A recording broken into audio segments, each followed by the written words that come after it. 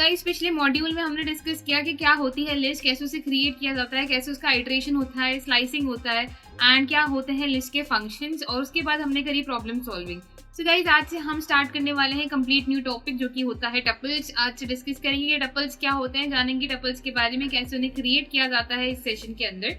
सबसे पहले टपल्स क्या होते हैं वो देख लेते हैं। सो गाइस यहाँ पे बोला गया tuples are the collection of ordered and immutable data. तो गाइस जैसे हमारे लिस्ट के अंदर एक प्रॉपर ऑर्डर था कि हम किसी भी एलिमेंट को उसके इंडेक्स से एक्सेस कर सकते थे, यानी कि सब कुछ ऑर्डर में जमा हुआ रहता था, वैसे ही यहाँ टपल्स में भी सब कुछ ऑर्डर में जमा हुआ रहेगा। अनम्यूटेबल की यहाँ पे बात करेंगे तो अनम्यूटेबल का मतलब होता है कि जैसे जब लिस्ट क्रिएट की थी तो उसके अंदर हम कोई भी चीज ऐड या रिमूव कर पा रहे थे, बट टपल्स को अगर एक बार क्रिएट कर दिया जाए तो ना तो उसमें कुछ ऐड हो सकता है ना कुछ रिमूव हो सकता है। यानी कि टपल जो है अनम्यूटेबल डेटा है, मतलब एक बार अगर टपल को क्रिएट कर दिया तो उसके बाद वो परमानेंट डेटा है, उसमें ना कुछ ऐड हो सकता है, ना रिमूव हो सकता है, ना अपडेट हो सकता है। तो ये होता है अनम्यूटेबल डेटा। फॉर टपल्स के लिए यहाँ पे कोई ब्रैकेट्स की जरूरत नहीं है, पर अगर आप चाहें तो पैरेंथेसिस का यहाँ पे यूज कर सकते हैं। जब भी आप टपल क्रिएट कर रहे हैं तो वहाँ पे कोई जरूरत नहीं है कि आप ब्रैकेट्स लगाएं किसी भी तरीके के, बट अगर आप लगाना चाहें तो वहाँ पे आप पैरेंथेसिस का यूज कर सकते हैं। दूसरी चीज, जैसे कि हमारी लिस्ट के अंदर सारी वैल्यूज जो हैं वो सेपरेट की जाती थी कॉमा से, यहाँ पे भी टपल्स में भी सारी वैल्यूज जो हैं वो कॉमा सेपरेटेड वैल्यूज हैं, मतलब हम टपल्स में भी मल्टीपल एलिमेंट्स ऐड कर सकते हैं और उनको सेपरेट कर सकते हैं कॉमा से। नेक्स्ट हमारा कह रहा है कि once created it can not be change. ये हमने अनम्यूटेबल में बात करी कि एक बार अगर टपल को क्रिएट कर दिया जाए तो उसको वापस चेंज नहीं किया जा सकता। और चौथा है कि multiple data types can be written inside a tuple, मतलब एक ही टपल के अंदर हम काफी सारे डेटा टाइप्स लिख सकते हैं। हम चाहें तो स्ट्रिंग्स, इंटीजर, फ्लोट, बूलियन, जो चाहे हम वो लिख सकते हैं इनसाइड हमारा टपल। सो अब एक बार देख लेते हैं टपल्स को क्रिएट कैसे किया जाता है। सो गाइस यहाँ पे टपल्स को क्रिएट करने का बहुत ही सिंपल मेथड है। a इज इक्वल्स टू, अगर मैं इसके अंदर कोई भी वैल्यूज ऐड करूँ जैसे कि एप्पल, कॉमा, मैंगो, कॉमा, बनाना, तो यहाँ पे ये टपल कहलाएगा। अगर हम चाहें तो यहाँ पे ब्रैकेट्स का भी यूज कर सकते हैं, बिना ब्रैकेट के भी ये टपल ही कहलाएगा। एक बार इसका टाइप देख लेते हैं प्रिंट करा के, that print type of A. तो अगर हम यहाँ पे इसको रन कराते हैं तो यहाँ पे हमारे पास आ जाएगा कि ये बिलोंग करता है क्लासेस ऑफ टपल से। अगर मैं इसमें ब्रैकेट्स भी हटा दूं और तब भी रन कराऊं तब भी ये हमें टपल ही देगा कि यहाँ पे ये टपल है, राइट। तो ये कॉमा सेपरेटेड वैल्यूज होती है, प्लस इसके अंदर कोई भी आप डेटा टाइप को यूज कर सकते हैं। सो अगर मैं इसको भी रन कराती हूँ तब भी मुझे टपल ही देगा और प्रिंट कराने पे भी ये हमें सेम आउटपुट देगा। तो ये हो गया हमारा टपल की कॉमा सेपरेटेड वैल्यूज होती है। अब अगर इसमें कुछ ऐड करना चाहूँ, मैं यहाँ पे यूज करना चाहूँ a डॉट अपेंड, और मैं यहाँ पे ऐड करूँ कीवी को, और उसके बाद अगर मैं प्रिंट कराऊँ यहाँ पे a, तो ये वर्क नहीं करेगा। ये यहाँ पे हमें एक एरर थ्रो करेगा कि अपेंड नाम का तो कोई फीचर है ही नहीं। अपेंड छोड़ो, यहाँ पे अगर मैं ऐड भी कराती हूँ या इंसर्ट भी यूज करती हूँ तो सबके लिए यहाँ पे ये एरर थ्रो करेगा, क्योंकि टपल जो है इसके अंदर ना कोई चीज ऐड हो सकती है, रिमूव हो सकती है, रिप्लेस हो सकती है या अपडेट, कुछ नहीं हो सकता। एक बार टपल बन गया तो बन गया, उसके बाद उसके अंदर कोई भी हम फंक्शन नहीं यूज कर सकते कोई भी चीज ऐड रिमूव करने के लिए। लास्टली हम यहाँ पे एक बहुत इंपॉर्टेंट अगर बात करें, यहाँ पे अगर मैं बोलूँ कि मुझे एक ही एलिमेंट चाहिए एक टपल के अंदर, तो मैं b इज इक्वल्स टू, यहाँ पे अगर मैंने लिख दिया आयरन मैन, और इसे मैं अगर इसका टाइप निकालती हूँ कि प्रिंट टाइप ऑफ a या टाइप ऑफ b, तो ये मुझे देगा कि ये बिलोंग करता है स्ट्रिंग्स की कैटेगरी में। अगर मैं इसमें ब्रैकेट भी लगा दूँ तब भी ये मुझे यही बोलेगा कि ये जो है बिलोंग करता है स्ट्रिंग्स की क्लास में। तो अब इसको टपल कैसे बनाया जाए, क्योंकि हो सकता है ना हमारे टपल में एक ही एलिमेंट हो, तो उसके लिए अगर जब हमारे टपल में सिर्फ एक एलिमेंट है, सिर्फ एक, तो उसके लिए हम यहाँ पे कॉमा लगा देंगे। अब मैं अगर इसको रन कराती हूँ तो ये हमें बता देगा कि ये बिलोंग करता है क्लासेस ऑफ टपल्स में से। सो गाइस पिछले सेशन में हमने कवर किया कि टपल्स क्या होते हैं, जाना कि कैसे उसे क्रिएट किया जाता है, और अगर सिंगल टपल है तो फिर उसको कैसे हमें टपल के अंदर रखा जाता है ताकि वो स्ट्रिंग ना कहलाए। सो गाइस आज हम बात करने वाले हैं स्लाइसिंग की और आइटरेशन की, यानी कि हम कैसे स्लाइसिंग कर सकते हैं टपल्स के अंदर और कैसे उन्हें आइटरेट कर सकते हैं यूजिंग लूप्स। तो सबसे पहले बात करते हैं स्लाइसिंग की। तो गाइस यहाँ पे मैं एक टपल ले लूंगी एग्जाम्पल के लिए। यहाँ पे हम ऐड करेंगे कुछ वैल्यूज जैसे कि OnePlus, comma Vivo, comma Redmi, comma Samsung and lastly Nokia. तो सबसे पहले स्लाइसिंग की बात करेंगे। जैसे हमने लिस्ट और स्ट्रिंग्स के अंदर स्लाइसिंग करी है वैसे ही हम यहाँ पे भी स्लाइसिंग करने वाले हैं। तो एक बार देख लेते हैं स्लाइसिंग कैसे की जाती है। स्लाइसिंग के लिए हम इंडेक्स नंबर्स का यूज करते हैं। तो अगर मुझे यहाँ पे स्लाइसिंग करनी है तो मुझे लगाना होगा प्रिंट ए, एंड इसके अंदर हम स्लाइसिंग कर देंगे। मान लीजिए मुझे वीवो और रेडमी चाहिए यहाँ पे, तो वीवो हमारा स्टार्ट होता है नंबर 1 पे, तो हम यहाँ पे नंबर 1 लिखेंगे और कॉलन लगा के कहाँ तक जाएंगे 0 1 2 3 तक हम जाएंगे। अगर हम 3 तक जाते हैं तब जाके हमें वीवो और रेडमी मिलेगा, क्योंकि अगर मैं यहाँ पे 2 तक जाती तो ये मुझे सिर्फ और सिर्फ वीवो देता, बट मुझे यहाँ पे सैमसंग तक जाना पड़ेगा, इसलिए वो मुझे 1 माइनस वैल्यू यानी कि रेडमी तक का देगा। तो इसको एक बार रन करा के देख लेते हैं। तो रन कराने पे हमारे पास वीवो और रेडमी आ गया है। सिमिलरली अगर मुझे प्रिंट कराना हो स्टार्टिंग की कोई 3 वैल्यूज, तो मुझे यहाँ पे लिखना होगा ए, कॉलन लगा के मैं स्टार्टिंग की 3 वैल्यूज के लिए 0 1 2 3, तो मैं यहाँ पे 3 लिख दूंगी, तो मुझे यहाँ पे मिल जाएगी स्टार्टिंग की हमारी 3 values, that is 1 plus Vivo and Redmi.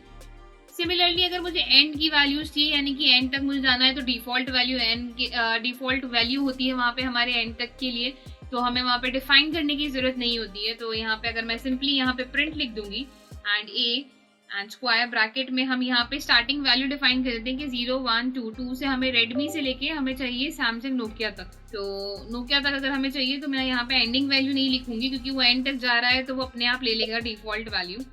तो रेडमी, सैमसंग एंड नोकिया मुझे मिल चुका है।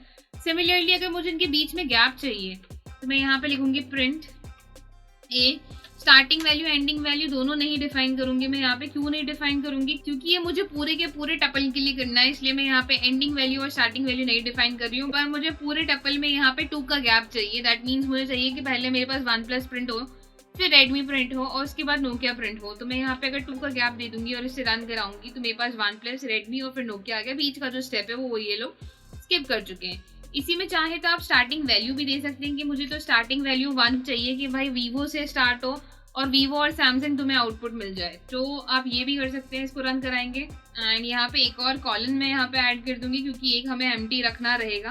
तो वीवो और सैमसंग मुझे यहाँ पे आउटपुट मिल चुका है। सिमिलरली 2 ही नहीं, आप कोई सी भी गैप वैल्यू यहाँ पे प्रोवाइड करा सकते हैं। नेगेटिव इंडेक्सिंग का भी यहाँ पे यूज किया जा सकता है, प्लस हम रिवर्स भी करा सकते हैं। रिवर्स कराने के लिए हमें ए लिखना है, पूरी स्ट्रिंग को अगर रिवर्स कराना है तो कॉलन -1 का हमें यहाँ पे यूज करना है। तो एज सून एज हम इसको रन कराएंगे तो पूरा जो हमारा टपल है यहाँ पे, ये पूरा का पूरा यहाँ पे रिवर्स हो जाएगा। सिमिलरली अगर आपको कोई डिफाइंड रेंज में रिवर्स कराना है तब भी हम करा सकते हैं कि मुझे चाहिए कि प्रिंट कराना है मुझे रेडमी से लेके 1 प्लस तक की वैल्यू का रिवर्स। तो मैं क्या करूंगी, स्टार्टिंग वैल्यू हम यहाँ पे दे देंगे रेडमी की, दैट इज हमारा 0 1 2। तो रेडमी स्टार्टिंग वैल्यू है, एंडिंग वैल्यू हम एंड तक जाएंगे एंड उसके बाद जाएंगे -1। सो अब अगर मैं इसको रन कराती हूँ तो मेरे पास आ जाता है रेडमी, वीवो एंड 1 प्लस, जो कि हमारी एंडिंग वैल्यू तक आ गया है। सो गाइज ये होती है हमारी बेसिक स्लाइसिंग टपल्स की, जो स्लाइसिंग हम स्ट्रिंग्स में और लिस्ट में करते जा रहे हैं वैसी ही स्लाइसिंग होती है टपल्स के अंदर भी। आगे हम बात करते हैं आइट्रेशन की। आइट्रेशन यानी कि हमें लूप के फॉर्मेट में वर्टिकली हमें अगर सारी वैल्यूज चाहिए टपल्स की तो हम यहाँ पे लूप्स का भी यूज कर सकते हैं। तो मैं इन वैल्यूज को जरा नीचे शिफ्ट कर देती हूँ एंड यहाँ पे हम लूप्स की बात कर लेते हैं कि मुझे यहाँ पे इसको आइट्रेट करना है और मुझे वैल्यू चाहिए। सबसे पहले हम विद फॉर लूप कर लेते हैं कि विद फॉर लूप वो कैसे होएगा। नॉर्मल फॉर लूप लगाएंगे, that for I in A colon print I. तो अगर मैं इसको रन कराती हूँ तो मेरे पास सारी वैल्यूज जो है वर्टिकली आ जाएंगी। सिमिलरली अगर हमें रेंज और लेंथ के साथ कराना है कि फॉर लूप के along with range and length in for loop, तो ये अगर फॉर लूप के साथ मुझे रेंज और लेंथ का भी यूज करना है तो वो भी हम यहाँ पे यूज कर सकते हैं आइट्रेट कराने के लिए। दैट हम यहाँ पे लगा सकते हैं फॉर आई इन रेंज, कि अगर हमें रेंज यूज करनी है, बट रेंज अब यहाँ पे हम डायरेक्टली ए नहीं दे सकते, हमें चाहिए कि हमें इसकी लेंथ में जाना है पूरा। तो लेंथ के लिए हमारे पास यहाँ पे len का मेथड होता है। len ऑफ ए में हम जाएंगे, कॉलन लगाएंगे एंड प्रिंट करेंगे। क्या इस बार आई को नहीं प्रिंट कर रहे हैं, आई हमारे पास इस केस में तो वैल्यूज थी, बट आई हमारा इस केस में हमें दे देगा 0 1 2 3। अगर आप इसको रन करा के चेक भी करेंगे तो ये हमें दे देगा 0 1 2 3 4। तो हमें आई नहीं चाहिए, यहाँ पे उस इंडेक्स की वैल्यू चाहिए। तो इंडेक्स की वैल्यू पे जाने के लिए हम क्या करेंगे, ए और स्क्वायर ब्रैकेट्स में हम दे देंगे आई को। तो अब अगर मैं इसको रन कराती हूँ प्रीवियस वाले को कमेंट्स में रख के, तो हमारे पास वापस से वही वैल्यू आती है 1 plus Vivo, Redmi, Samsung and Nokia. तो दूसरा मेथड ये हो गया जहाँ पे हमने रेंज यूज करी और रेंज को डिफाइन करने के लिए हमने लेंथ का मेथड लगाया है यहाँ पे। सिमिलरली ये वाइल लूप से भी किया जा सकता है।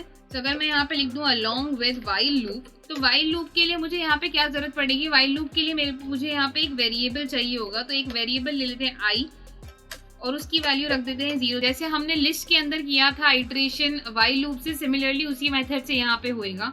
तो आई एक वैल्यू ले ली मैंने 0। आई यहाँ पे इंडेक्स हमारा काउंट करने वाला है कि उस पर्टिकुलर इंडेक्स पे हम जाने वाले हैं। और यहाँ पे वाइल के साथ एक कंडीशन लगाते हैं कि वाइल आई जो है छोटा है किससे, लेंथ ऑफ ए से, यानी कि लेंथ ऑफ ए हमारी 5 है। तो अगर आई जो है जब तक छोटा है 5 से तब तक हमें इसे आइट्रेट कराना है। तो क्या चीज आइट्रेट करानी है, हमें प्रिंट कराना है किसको, आई को नहीं प्रिंट कराना है, हमें यहाँ पे ए ऑफ आई को प्रिंट कराना है। यानी कि ए जो हमारा टपल है उसके अंदर आई वैल्यू, यानी कि आई इंडेक्स वाली जो वैल्यू है उसको प्रिंट कराना है। तो यहाँ पे ए और स्क्वायर ब्रैकेट में हम आई लिख देंगे। बट आई तो हमारे पास 0 है, हर बार क्या 0 हमें चाहिए, नहीं गाइस, राइट, हमें हर बार इसका इंक्रीमेंट चाहिए। तो इंक्रीमेंट के लिए हम यहाँ पे क्या करेंगे, +1 लगा देंगे। तो आई प्लस इज इक्वल्स टू 1 यहाँ पे कर देंगे। तो अब अगर मैं इसको रन कराती हूँ तो भी मुझे सेम आउटपुट मिलता है, OnePlus, Vivo, Redmi, Samsung and Nokia. तो ये था हमारा वाइल लूप की हेल्प से, जहाँ पे हमें सिंपली एक वेरिएबल लेना है आई, जिसकी वैल्यू हम सेट कर देंगे 0, क्योंकि 0 इंडेक्सिंग से वो स्टार्ट होना चाहिए। उसके बाद हम यहाँ पे एक कंडीशन दे देंगे कि आई जो है वो छोटा हो जब तक लेंथ ऑफ ए क्या है 5 से जब तक छोटा है तब तक वो लूप को एग्जीक्यूट करेगा। क्या चीज एग्जीक्यूट करेगा कि वो प्रिंट कराएगा ए ऑफ आई को, यानी कि एक में जो आई की टर्म है, अगर पहले वो 0 है तो ए का आई हो गया हमारे पास OnePlus, देन अगर वो 1 है तो ए का आई हो गया हमारे पास Vivo एंड सो ऑन, वो ऐसे बढ़ता जाएगा। तो बढ़ाने के लिए यहाँ पे इंक्रीमेंट भी देना जरूरी है। अब हमें पता है कि वाइल लूप के अंदर जो इंक्रीमेंट है वो लूप के अंदर दिया जाता है, तो इसलिए हमने यहाँ पे इंक्रीमेंट जो है आई का इसके अंदर लूप के अंदर दिया है। तो इस तरह से हमारा वाइल लूप के थ्रू भी आइट्रेशन हो सकता है। सो आई होप गाइस तीनों जो मेथड है यहाँ पे, फॉर लूप वाले, फॉर लूप के साथ रेंज एंड लेंथ का फंक्शन यूज करना और वाइल लूप का यूज करना आइट्रेशन के लिए ट्यूपल्स के अंदर, वो क्लियर हो गया होगा। सो गाइस पिछले सेशन में हमने डिस्कस किया कि टपल्स में आइट्रेशन कैसे किया जाता है और टपल्स की स्लाइसिंग कैसे की जाती है। आज हम बात करने वाले हैं कैसे हम टपल्स का कन्वर्जन करते हैं, क्यों करते हैं वो भी डिस्कस करेंगे और जानेंगे 2-3 फंक्शंस के बारे में जो हमारे टपल्स से रिलेटेड होते हैं। So guys let's get started. So guys conversion के लिए सबसे पहले मैं यहाँ पे एक वैल्यू ले लेती हूँ कि एक टपल में यहाँ पे क्रिएट कर लेती हूँ एंड इस टपल के अंदर हम ऐड करने वाले हैं कुछ ब्रांड्स। तो गाइज यहाँ पे मेरे पास 3 वैल्यूज है इस टपल के अंदर। अब मैं चाहती हूँ कि मुझे एक और वैल्यू ऐड करनी है, ऐसे नहीं ऐड करनी है मुझे यहाँ पे कि मैं यहाँ पे लिख दूँ, मतलब कॉमा लगा के कोई वैल्यू मुझे ऐड करानी है यूजिंग फंक्शंस, ठीक है। तो अब उसके लिए क्या करेंगे ना, एक सिंपल सा मेथड होता है कि हम इसको कन्वर्ट कर देते हैं लिस्ट में और फिर उसके बाद लिस्ट के फंक्शन लगा के इसको वापस कन्वर्ट कर देते हैं टपल के अंदर। तो लिस्ट में कन्वर्ट करने के लिए हमें क्या करना होता है ना कि a is equals to list A अगर हम यहाँ पे कर दें, सबसे पहले तो इसको प्रिंट करा लेते हैं कि मैं इसका प्रिंट कर देती हूँ टाइप, कि टाइप ऑफ ए क्या है हमारे पास सबसे पहले, और इसके साथ मैं लिख भी देती हूँ बिफोर कन्वर्जन। तो बिफोर कन्वर्जन हमारे पास है यहाँ पे। सो अब अगर हम इसे प्रिंट कराते हैं, इसका टाइप मैं अगर प्रिंट कराती हूँ यहाँ पे कि type of A after conversion क्या है, तो देख लेते हैं। तो यहाँ पे मैंने लिखा आफ्टर कन्वर्जन एंड उसके बाद कॉमा लगा के अगर हम इसको रन कराते हैं तो यहाँ पे बिफोर कन्वर्जन हमारे पास टपल था, आफ्टर कन्वर्जन हमारे पास लिस्ट बन चुका है। अब हम चाहे जो कर सकते हैं इसके साथ, मतलब लिस्ट के जितने भी फंक्शंस हैं हमारे वो इसमें हम लगा सकते हैं। हमें कोई चीज़ ऐड करनी है, रिमूव करनी है, अपडेट करनी है, रिप्लेस करनी है, तो हम वो सब कुछ यहाँ पे कर सकते हैं। तो मान लीजिए मुझे यहाँ पे कुछ ऐड करना है, तो मैं यहाँ पे क्या करूँगी, a.append लगाऊंगी जो कि हमारा लिस्ट का फंक्शन है कोई भी चीज़ ऐड करने के लिए। यानी यहाँ पे हम ऐड कर देते हैं Vivo को। इसके बाद हम प्रिंट भी करा लेते हैं कि प्रिंट करा दें ए को। तो हम जब रन कराएंगे तो हमारे पास आउटपुट आ जाएगा कि यहाँ पे जो Vivo है ऐड हो चुका है। अब ये तो क्या है, लिस्ट है, इसको वापस हमें टपल में भी कन्वर्ट करना है। तो टपल में वापस कन्वर्ट करने का वापस से वही मेथड कि a is equals to tuple a and lastly इसका टाइप भी अगर मैं प्रिंट करा दूँ तो टाइप ऑफ a, तो हमारे पास टपल आ गया है। और इसको अगर हम प्रिंट भी करा देते हैं लास्ट में तो ये नया जो टपल है ए का वो बन चुका है OnePlus, Nokia, Redmi, Vivo। तो अगर हम इसकी बात भी करते हैं यहाँ पे कि हमारे पास स्टार्टिंग में क्या वैल्यूज थी, OnePlus, Nokia, Redmi, और अब क्या हमारे पास वैल्यू आ चुकी है OnePlus, Nokia, Redmi and Vivo। मतलब हम टपल्स में अगर कोई चीज़ ऐड करनी है तो उसका सिंपल सा मेथड है कि आप उसे कन्वर्ट कर दें लिस्ट में लिस्ट के फंक्शंस लगाएं, चाहे आपको ऐड करना हो, रिमूव करना हो, जो भी आपको फंक्शंस लगाने हैं आप लगा सकते हैं एंड उसके बाद वापस उसको टपल में कन्वर्ट कर दें। सो गाइज ये तो थे हमारे टपल का कन्वर्जन। बात कर लेते हैं दो छोटे छोटे फंक्शंस की हमारे टपल के। सो हमारे टपल में भी दो फंक्शंस हैं जो हमने पहले लिस्ट में भी डिस्कस किए हुए हैं।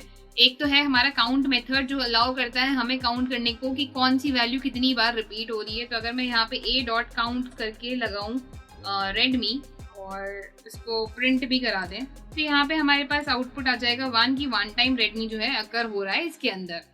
सिमिलरली अगर हमें किसी का इंडेक्स गेट करना है, जैसे हमारी लिस्ट में हमने इंडेक्स गेट किया था, वैसे ही अगर हमें किसी का इंडेक्स चाहिए, मुझे जानना है कि नोकिया जो है वो कौन सी इंडेक्स पे लाई कर रहा है, तो हमें सिंपली यहाँ पे प्रिंट करना है a डॉट इंडेक्स और जानना है हमें नोकिया का इंडेक्स, तो अंदर हम नोकिया लिख देंगे एंड इसको अगर मैं रन कराती हूँ तो मेरे पास आउटपुट आ जाएगा यहाँ पे 1 जो है वो इंडेक्स है हमारा। सो यहाँ पे ऐड भी कर देते हैं that the index of Nokia is and comma लगा के a डॉट इंडेक्स एंड अब मैं इसको रन कराती हूँ तो the index of Nokia is 1। Similarly अगर मुझे रेडमी के लिए चेक करना है यहाँ पे तो मैं इसमें लिख दूंगी रेडमी एंड अगर इसको मैं रन कराती हूँ तो मेरे पास आउटपुट आ जाएगा यहाँ पे नंबर 2 की रेडमी जो है नंबर 2 पे है। तो इसको भी चेंज करके हम रेडमी कर देते हैं। सो गाइस ये दो सिंपल से मेथड थे। हमारे लेंथ का फंक्शन जरूर लगता है इसी, तो लेंथ का हम ऑलरेडी लगा चुके हैं और काउंट और इंडेक्स और जो हमारे दो मेथड्स हैं काउंट और टपल वो हम कर चुके हैं discuss. So guys, in this module we have learned about JSON, that how we can convert, how we can serialize data, how we can deserialize data, how we can convert our Python data into JSON format and our JSON data to our Python format. In our today's session, we'll be talking about the problem solving. What we will be doing, we'll be solving one question over here. What we will be doing, we'll be solving few questions over here with the help of JSON. So first question over here says that convert the following dictionary into JSON format. This dictionary is given. X is the value of age from the given data. So we have a key age over here. We have to assess its value. Third one says pretty print following JSON data. So what we need to do, pretty print over here does mean what you think it means, that you have to make it into comma separated values and print it in separate lines over here with some indentation. So that means it makes your code look good over here. So that's why pretty print is the term over here. And sort the following JSON keys and write them into a file. So we have to sort them. Sort them means that we have to alphabetically sort them. That first age, that means A should come, then M, and then lastly N. So alphabetically A should come first, then M, and then N. So in this way we have to sort it, plus we have to write them in a file. Next we have assess the nested key marks from the following nested data. So we have a key over here called as marks. We need to assess it. So how we'll be doing that, we'll be seeing that in this problem. So how we'll be doing that, we'll be seeing that in the solution of this problem. So let's get started. Let's one by one solve all these questions over here. First of all, talking about convert the following dictionary into JSON format. So to convert it into a JSON format, first of all, let me remove the comment from here. What we need to work on JSON. That's why we need to import JSON. After this, what we will be doing, we will be using our dumps method. We know that our dumps method converts our Python data into JSON format. So we'll be doing that. Now what we need to dump, we need to dump student data. So I'll create a variable called as data. Data is equals to JSON dot dump. What do we have to dump? We have to dump our student data over here, and we'll print it as well. That print data. Print type of data as well. Now let's run and see what output we'll get. So you can see it was in a dictionary, but now it's coming in a string formation. That means this data has been converted into a string. Previously, without making any changes over here, when we have not used our dumps method, let's print its type. So print type of student data. So student data over here is a dictionary, but then inside the data, what we did, we converted it into a JSON format, and when we printed it over here, it showed us that it's now in a string format over here. That means it's a JSON data. Moving ahead, our next question says assess the value of age from the given data. So what we need to do, we need to assess this value. First of all, let's remove the dictionary from here. I already have imported JSON over here. I have not put it inside the comment over here. Now to assess the data, we have to load this data, right? So what we'll be doing, So basically this is a JSON data, and from this data we need to assess age over here. For that, what I'll be doing over here, I'll be writing data is equals to JSON dot load. This time we have to load what student data. If I print it, I'll get the output. So I have this JSON data over here. What I need to do, I need to load it and get it back over here. How I'll be doing that? For that, I'll be writing over there data is equals to JSON dot loads. What will be loading over here? Our student data will be loading over here. And what do we have to print over here? We need to print the age from our data. So data inside we have age. Age is inside the double quotations because it's a dictionary.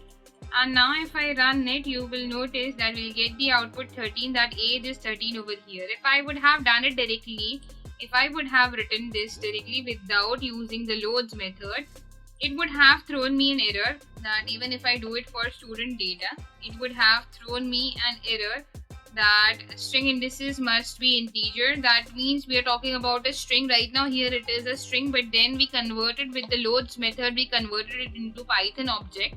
After converting it to a Python object, we can call for our dictionary functions. That is, we can write data, and inside the square brackets, if we pass the age, then we'll get the value of this key. Moving ahead, next thing is pretty print following JSON data. Pretty print means that we have to over here means that we have to put separators over here, indentations, coloring, and all these things are done, but we will be doing indentation and separator over here only. So for that, what I'll be doing, I'll be dumping this data. First of all, that data is equals to JSON dot dumps. What we'll be dumping student data. We'll give a indent over here. That indent is, let's say, 4, comma, and a separator over here. That separators, you can see as soon as I write SEP, it's giving me a separators option over here. So separators is with the comma. So we'll be separating it with the comma separated values, and then after this we will print what? We'll print this data. Then we'll be using separators over here. What separators will be using inside the brackets? I'll be putting first will be the comma, would be separated with is equal to, and then we'll be printing it. So print, what do we need to print? We'll be printing the data over here. Let's run and see. So guys, this is how we have written data is equals to JSON.dumps. After that, we have written the student data inside which we had our JSON data. Then we have used indentation of 4 and the separators, commas and is equal to, and then we have printed the data. So let's run and see what output we will get. Once I run it, this is how the output looks like, which has an indentation of 4. It has equal to and comma, and you can see it has been printed very nicely. So this is called as pretty printing. Moving ahead, next question we have, sort the following keys and write them into a file. So here basically what we need to do, we need to open the file, and inside that we have to dump this data. Plus we have to sort the keys. And then we have to dump it. So what we will be doing here, we will be writing in this way that we will be first opening the file, that f is equals to open. What file? I have already created one JSON format file over here, that is demo.json. So I'll be writing over here demo.json. I'll be opening it in the writing mode, so W. Inside this, what we need to do, we need to dump this data. So JSON.dumps. What do we have to dump? We have to dump student data. Inside f, indentation maybe. That indentation is equals to 4. And here what we need to do, we need to sort the keys. So there is this function called as sort keys over here, and sort keys is equals to, we don't have to write yes or no, we have to write true or false. So we'll keep it true, that the sort keys will be true over here. And let's print that the data has been added to the file. Here I will be writing a variable called as data. Data is equals to this JSON.dumps, and what we'll be doing, we will be writing over here f.write data. So if we put it over here, now let's run and see what output we are going to get. And if I open my JSON.data, so you can see it has been added in this way over here. One change I have made over here, that we don't have to write the f over here.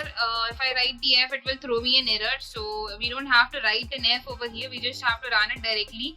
So this here, nothing would happen. But at the same time, if you will open demo.json in this way, it has been added over here with the help of separators and everything, with the help of indentation and everything. And the keys has been sorted, as I told you that it will be A, M and N. Alphabetically it will be sorted. So first alphabet A comes, then M, then N. This is how it will be sorted. Moving ahead, lastly we have assess the nested key marks from the following nested data. So we have a nested dictionary over here. Let's first remove it from the comments over here. So we have a nested dictionary over here, and what we need to assess over here, we have to assess the marks key over here. Okay, so first of all we need to load this data inside. So for loading, what we'll be doing, we'll be creating a variable data. Data is equals to, what I'll do, I'll keep the previous data also inside the comments. Now data is equals to, what do we have to write? We have to write json.loads. So we'll be loading the data. What data? Student data, I guess. So I guess this name is not given over here, so let's give it a name. That is student data. Student data is equals to this. Here I'll be mentioning student data. So we have to load it. Now what we need to do, we need to print data. Inside this we need to go inside the key student. Then we need to go to the key. The student will come inside the double quotations because obviously it's a string over here. Then we have to go inside grade. Then we have to go inside the name. And lastly we need to go inside the marks, because we want to obtain the marks over here. Once this is done, let's run and see what output we are going to get. Guys, this is the dictionary that we have, what we need to do over here. So guys, moving ahead to our next question, it says assess the nested key marks from the following nested data. So it's this data is in the form of a JSON. What do we need to do? We need to first convert it into our Python object, and then after that we need to assess what marks over here. So what we will be doing over here, we will be writing a variable called as data. Data is equals to JSON. First of all, because we have to load this data, that means we have to convert it into a Python object. So we will be writing json.loads. Inside we will be passing student data. So that means this has been converted into a Python object. Next thing that we need to do is over here we have to print data is now the name of our dictionary. In the square brackets, our first key name, that is the student. So student will go inside the double quotations. In another square bracket inside we have to go grade. We'll be writing grade. Another square bracket. So in the next keys we have name and we have marks. We don't have to go for the name, but we have to go for the marks. This is one separate dictionary. This is one mini dictionary inside the nested dictionary. So in this we don't have to go for the name, we have to go for the marks over here. So we'll be writing what? We'll be writing marks over here. And as soon as I run it, I should be getting the output 87. So yes, we are getting the output 87 over here. This is how our method of nested dictionaries, that inside the nested dictionaries, if we have to find a key, we can find it if it is in the form of a JSON data. So guys, पिछले session में हमने discuss किया tuples क्या होते हैं, tuples से related हमने एक पूरा मॉड्यूल पढ़ा, हमने जाना कैसे कन्वर्जन किया जाता है, टपल की कुछ फंक्शंस के बारे में भी पढ़ा। एंड आज से हम स्टार्ट करने वाले हैं कम्प्लीटली नया topic, that is introduction to dictionary. अब बात करेंगे डिक्शनरी की। तो गाइस, डिक्शनरी जो हम बचपन से डिक्शनरीज पढ़ते आ रहे हैं, ये वो डिक्शनरी नहीं है, ये कम्प्लीटली नया टर्म है पाइथन के अंदर।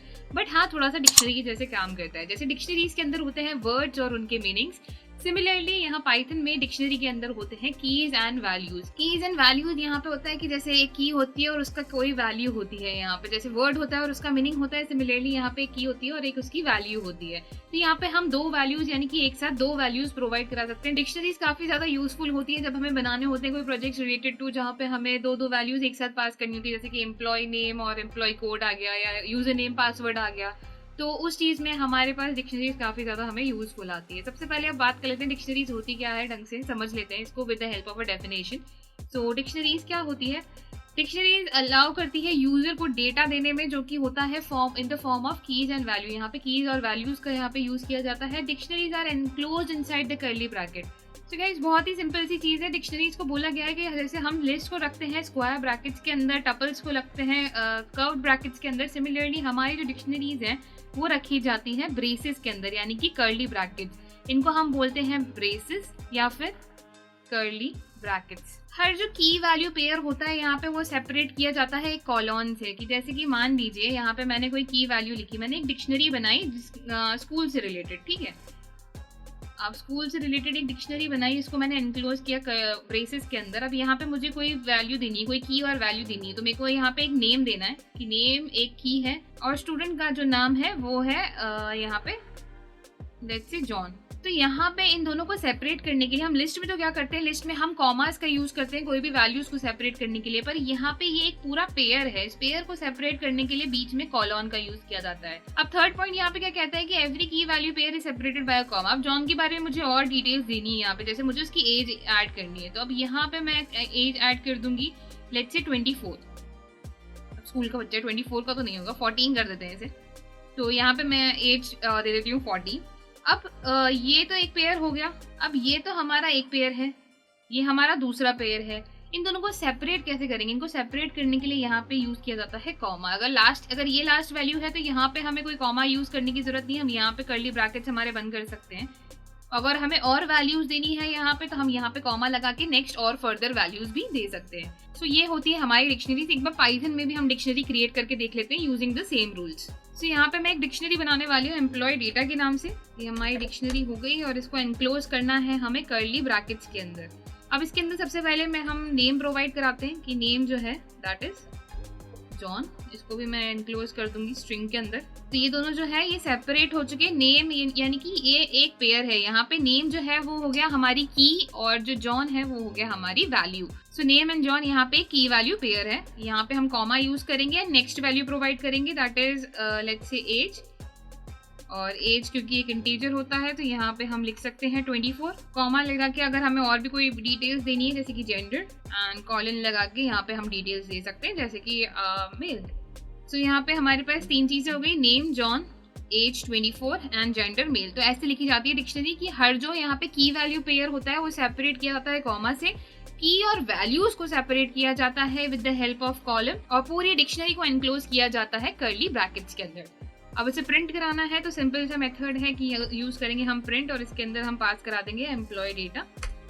सो अब इसको रन कराते हैं। तो रन करने पे हमारे पास हमारी डिक्शनरी आ जाएगी। सो सिमिलरली अगर आपको डिक्शनरी का कोई पर्टिकुलर एलिमेंट चाहिए तो यहाँ पे हम इंडेक्सिंग का यूज नहीं करेंगे, हम यहाँ पे कीज एंड वैल्यूज का यूज करेंगे। तो बेसिकली की से हम कोई भी चीज एक्सेस कर सकते हैं। तो अगर मैं यहाँ पे एज लिखूंगी एंड इसको रन करा दूंगी स्क्वायर ब्रैकेट्स में लिख के, तो मुझे यहाँ पे 24 वैल्यू जो है उसकी वो गेट हो जाएगी। सिमिलरली अगर मैं यहाँ पे जेंडर लिखूंगी एंड फिर हम इसे रन कराते हैं तो हमें यहाँ पे मेल मिल जाएगा। तो हमें एम्प्लॉय डेटा यानी कि हमें डिक्शनरी का नाम देना है और स्क्वायर ब्रैकेट्स के अंदर हमें की वैल्यू लिखनी है। सो सिंपली हमें यहाँ पे प्रिंट स्टेटमेंट के अंदर डिक्शनरी का नाम लिखना है और उसके बाद स्क्वायर ब्रैकेट्स में एनक्लोज कराना है कीज जो होती है हमारी, यानी कि जो भी यहाँ पे नेम है, एज है, जेंडर है, वो हम यहाँ पे लिख सकते हैं और हमें उसकी वैल्यू जो है वो प्रोवाइड हो जाएगी। तो गाइस पिछले सेशन में हमने डिस्कस किया कि डिक्शनरीज क्या होती है, कैसे उसको क्रिएट किया जाता है और कैसे उसकी वैल्यूज को एक्सेस किया जाता है, वो हमने जाना। आज हम बात कर रहे हैं आइटरेशन इन डिक्शनरीज की। हमने लिस्ट में भी आइटरेशन किया हुआ है, हमने टपल्स में भी आइटरेशन किया हुआ है। आज हम डिक्शनरीज के आइटरेशन के बारे में बात करेंगे। सो डिक्शनरीज में आइटरेशन कैसे किया जाता है, कीज के अंदर भी आइटरेशन हो सकता है, वैल्यूज के अंदर भी आइटरेशन हो सकते हैं, और दोनों कीज और वैल्यूज के अंदर भी आइटरेशन हो सकता है। सो देख लेते हैं, हमारे पास कुछ मेथड्स इनलिस्टेड हैं कीज और वैल्यूज के अंदर आइटरेट करने के लिए। तो लेट्स हैव अ लुक। तो गाइस यहाँ पे मैंने ऑलरेडी एक डिक्शनरी क्रिएट की हुई है स्टूडेंट नाम से, जिसके अंदर मैंने नेम जॉन दे रखा है, क्लास 6 दे रखी है एंड रोल नंबर उसका 23 बता रखा है। अब हमें क्या करना है, अगर उनको हमें एक एक करके सिर्फ यहाँ पे कीज चाहिए, मुझे यहाँ पे ये जॉन नहीं चाहिए, 6 नहीं चाहिए, 23 भी नहीं चाहिए, मुझे सिर्फ चाहिए name, class and roll number. Name, class और रोल नंबर के बीच में अगर मुझे आइटरेट करना है तो उसके लिए हम यहाँ पे सिंपल सा फॉर लूप लगा देंगे दैट फॉर एक्स इन, और लगा देंगे इस डिक्शनरी का नाम that is student colon print X. So अगर मैं इसको रन कराती हूँ तो यहाँ पे हमारे पास जो है हमारी तीनों कीज है वो हमें मिल जाएंगी that is name, class and roll number. तो ये था जब हमने डायरेक्टली एक्स को प्रिंट करा दिया। बट अगर हमें वैल्यूज चाहिए, यहाँ पे अभी तो हमें कीज मिल गई है, अब अगर हमें वैल्यूज चाहिए तो वैल्यूज के लिए भी हम सेम मेथड यूज करेंगे थोड़े से ट्विस्ट के साथ that for x in student colon print कराएंगे। अब इस बार हम x को नहीं प्रिंट कराएंगे। अगर आपको याद हो तो जब हमने यहाँ पे कोई भी वैल्यू चाहिए होती है, अगर हमें कोई भी डिक्शनरी में पर्टिकुलर की वैल्यू चाहिए होती है, तो हमने लास्ट क्लास में देखा था, लास्ट सेशन में हमने देखा था कि हम स्टूडेंट लिखते हैं और स्क्वायर ब्रैकेट में वो पर्टिकुलर की यहाँ पे देते हैं। जैसे कि अगर मैं अभी यहाँ पे रोल नंबर दे दूँ एंड इसको रन कराएं हम, और इसको मैं एक बार के लिए कॉमेंट में ऐड कर देती हूँ एंड इसको अगर हम रन कराएं तो अब यहाँ पे देखेंगे कि 23 मुझे यहाँ पे मिल जाएगा, राइट। तो मुझे यहाँ पे वैल्यू गेट हो रही है, मतलब डिक्शनरी का मैं नाम लिख रही हूँ और उसके अंदर अगर हम स्क्वायर ब्रैकेट लगा के कोई भी की दे रहे हैं तो उसकी वैल्यू हमें यहाँ पे गेट हो रही है, राइट। तो अगर सेम मेथड हम यहाँ पे यूज करें कि फॉर एक्स इन स्टूडेंट और प्रिंट कराना है क्या, एक तो स्टूडेंट का पहले हम डिक्शनरी देते हैं और उसके अंदर कीज को हमने देखा कि यहाँ पे एक्स जो है हमारा आइटरेट कर रहा है कीज के अंदर, तो अगर मैं यहाँ पे एक्स पास करा दूंगी तो क्या ये हमें वैल्यूज दे देगा? एक बार देख लेते हैं। ये हमें आइटरेट करके कीज के अंदर तीनों वैल्यूज जो है वो प्रोवाइड करा देगा कि हमें क्या करना है, सिंपल सा मेथड है, फॉर एक्स इन स्टूडेंट का लिखना है एंड प्रिंट कराना है स्टूडेंट और उन्हीं कीज को हमें पास कर देना है यहाँ पे। तो एक्स हमारा सारी कीज स्टोर कर रहा है एंड स्क्वायर ब्रैकेट में अगर हम उस एक्स को लिख देंगे तो हमारे पास यहाँ पे उसकी वैल्यूज गेट हो जाएंगी। नेक्स्ट है वैल्यूज गेट करने का यहाँ पे एक और मेथड है जो कि है यूज करते हुए वैल्यू फंक्शन का। वो भी समझ लेते हैं कि वैल्यू फंक्शन क्या होता है। उसके लिए एक सिंपल सा मेथड है, फॉर एक्स इन स्टूडेंट, यानी कि हमारे जो डिक्शनरी है डॉट वैल्यूज फंक्शन हम यहाँ पे लगाएंगे, कॉलन लगाएंगे, प्रिंट कराएंगे अब डायरेक्टली एक्स को। अब हमें नहीं लिखने की जरूरत है कि हमें जो स्टूडेंट डिक्शनरी है उसके अंदर हमें एक्स जो हमारी कीज है उनकी वैल्यूज चाहिए, हमें ये लिखने की जरूरत नहीं है। यहाँ पे हमने ऑलरेडी क्या किया, फॉर लूप के अंदर एक फंक्शन पास करा दिया कि स्टूडेंट डॉट वैल्यूज, यानी कि स्टूडेंट की वैल्यूज के अंदर हमें आइटरेट करना है। तो अब अगर मैं इसको रन कराती हूँ तो मेरे पास तीनों यहाँ पे वैल्यूज आ जाएंगी, जॉन 6 एंड 23। ये जो 23 ऊपर है ये यहाँ से आ रहा है, तो एक बार दोबारा रन करा देते हैं, जॉन 6 एंड 23। ओके, तो ये हो गई हमारी वैल्यूज। अच्छा, अब कीज और वैल्यूज की तो यहाँ पे बात हो गई कि हमने कीज के अंदर भी आइटरेशन करा लिया, वैल्यूज के अंदर भी आइटरेशन करा लिया। बट अगर हमें कीज और वैल्यूज दोनों एक साथ चाहिए तो हम क्या करेंगे, उसके लिए भी हमारे पास एक मेथड है। तो इसके लिए एक सिंपल सा मेथड है, हम लगाएंगे for x in student dot items. यहाँ पे हम आइटम्स का यूज करेंगे। अच्छा, एक्स तो हमारा कीज स्टोर करेगा, वैल्यूज कहाँ जाएगी? तो हम क्या करेंगे, यहाँ पे दो वेरिएबल्स ले लेंगे कि for x comma y in student dot items. अब प्रिंट कराएंगे किसको, एक्स कॉमा वाई को। तो अगर मैं यहाँ पे इसको प्रिंट कराती हूँ तो आप देखेंगे कि हमारे पास कीज और वैल्यू दोनों यहाँ पे आ चुके हैं। अगर साथ में इनके बीच में हमें कुछ इनको सेपरेट करने के लिए कुछ देना है तो हम यहाँ पे कॉमा लगा के डबल कोटेशंस के अंदर हम कुछ भी प्रोवाइड करा सकते हैं। कि सपोज मुझे यहाँ पे कॉलन प्रोवाइड कराना है, दोबारा मैं यहाँ पे कॉमा लगा दूंगी तो यहाँ पे हमें इस फॉर्म में मिल जाएगा। चाहे तो आप डैश का भी यूज कर सकते हैं, जो भी आपको कन्वीनियंट हो, बट तो ऐसे करके हमें कीज और वैल्यूज दोनों गेट हो जाएंगे विद द आइटरेशन। तो गाइस, पिछले सेशन में हमने कवर किया आइटरेशन इन डिक्शनरीज, यानी कि हम कैसे कीज के अंदर, वैल्यूज के अंदर, कीज वैल्यूज दोनों के अंदर आइटरेट कर सकते हैं यूजिंग फॉर लूप। आज हम बात करने वाले हैं डिक्शनरी फंक्शंस की। सो आज हम 5 डिक्शनरी फंक्शंस के बारे में बात करेंगे कि जैसे हमारे पास लिस्ट के अंदर फंक्शंस होते हैं, स्ट्रिंग्स के अंदर फंक्शंस होते हैं, टपल्स के अंदर भी कुछ फंक्शंस हैं। सिमिलरली हमारे पास यहाँ डिक्शनरीज के अंदर भी काफी यूजफुल कुछ फंक्शंस हैं, तो उनके बारे में हम बात करने वाले हैं। So let's get started. So guys, यहाँ पे मैंने ऑलरेडी एक डिक्शनरी क्रिएट की हुई है स्टूडेंट नाम से, जो जिसमें नेम है जॉन, क्लास है 6 एंड रोल नंबर है 23। नेक्स्ट हम बात करने वाले हैं सबसे पहला फंक्शन यहाँ पे गेट फंक्शन जो है। गेट फंक्शन हमें यहाँ पे कोई भी की की वैल्यू फेच करके लाके देता है। फॉर एग्जांपल अगर मैं यहाँ पे लिखूंगी x is equals to student dot get और मुझे गेट करनी है लेट्स से यहाँ पे नेम, एंड उसके बाद अगर मैं यहाँ पे प्रिंट कराती हूँ x को एंड इसे हम अगर रन कराते हैं तो यहाँ पे हमारे पास जो है आउटपुट आ जाएगा जॉन। तो गेट यहाँ पे हमें कोई भी पर्टिकुलर की वैल्यू लाके देता है। सिमिलरली अगर हमें यहाँ पे रोल नंबर यूज करना है तो हम रोल नंबर भी यूज कर सकते हैं, एंड अगर हम इसको रन कराएंगे तो हमारे पास 23 आउटपुट आ जाएगा। सो सिंपल सा फंक्शन है यहाँ पे गेट का। नेक्स्ट हम बात करेंगे आइटम की, यानी कि हमें कीज वैल्यूज जो है वो टपल के फॉर्म में सारी की सारी गेट करनी है, तो उसके लिए हम आइटम्स का यूज करेंगे। तो यहाँ पे मैं लिख दूंगी a is equals to student dot items open close the bracket, and इसको हम प्रिंट करा देंगे। तो प्रिंट अगर मैं a कराती हूँ in the form of tuple, हमें यहाँ पे ये मिल जाएगा। यहाँ पे हमारी जो की वैल्यूज जो है ये एक टपल के अंदर है। नेक्स्ट फंक्शन है, अगर हमें यहाँ पे हमारी सारी कीज चाहिए, यहाँ पे अगर हमें नेम चाहिए, क्लास चाहिए, रोल नंबर चाहिए, तो उसके लिए हम यहाँ पे क्या करेंगे, यहाँ पे लिखेंगे b is equals to student dot keys open close the bracket and print करा देंगे यहाँ पे b को। सो अगर हम इसे रन कराते हैं तो यहाँ पे आगे आप देखेंगे कि ऑटोमेटिकली जनरेट भी हो जाता है कि ये डिक्शनरी की कीज है। सिमिलरली यहाँ पे वैल्यूज भी है हमारे पास कि अगर मैं यहाँ पे c is equals to student dot values करती हूँ एंड उसके बाद नेक्स्ट लाइन में हम प्रिंट करा देते हैं c को, तो हमें मिल जाएगी एक pre generated value that is dictionary dot values that is dictionary values, और इसके अंदर आ जाएगी हमारी सारी वैल्यूज। तो आइटम्स हमें यहाँ पे कीज और वैल्यू के पेयर्स देता है। कीज हमें सिर्फ यहाँ पे कीज देगी पूरी डिक्शनरी की, वैल्यूज हमें सिर्फ वैल्यूज प्रोवाइड करेगी। सिमिलरली लास्टली हम बात करते हैं कॉपी की। अगर मैं डी करके यहाँ पे एक वेरिएबल क्रिएट कर रही हूँ, डी के अंदर मुझे सेम टू सेम डिक्शनरी के एलिमेंट्स चाहिए जो कि हमारे स्टूडेंट डिक्शनरी में है। तो यहाँ पे स्टूडेंट डॉट कॉपी करेंगे एंड प्रिंट करा देंगे डी को। तो यहाँ पे मैं डी प्रिंट करा रही हूँ, यहाँ पे मैं स्टूडेंट को नहीं प्रिंट करा रही हूँ, यहाँ पे मैं डी को प्रिंट करा रही हूँ। तो डी के अंदर अब मुझे एक डिक्शनरी यहाँ पे क्रिएट हो चुकी है, that is name John class 6 roll number 23, exactly जो हमारी स्टूडेंट डिक्शनरी है। तो यहाँ पे कॉपी का काम क्या है कि हमारी जो डिक्शनरी है उसकी एग्जैक्ट सेम वो कॉपी क्रिएट कर देता है। So guys, पिछले सेशन में हमने डिस्कस किया 5 डिक्शनरी फंक्शंस को। आज हम 5 और डिक्शनरी फंक्शंस को डिस्कस करने वाले हैं। So let's get started.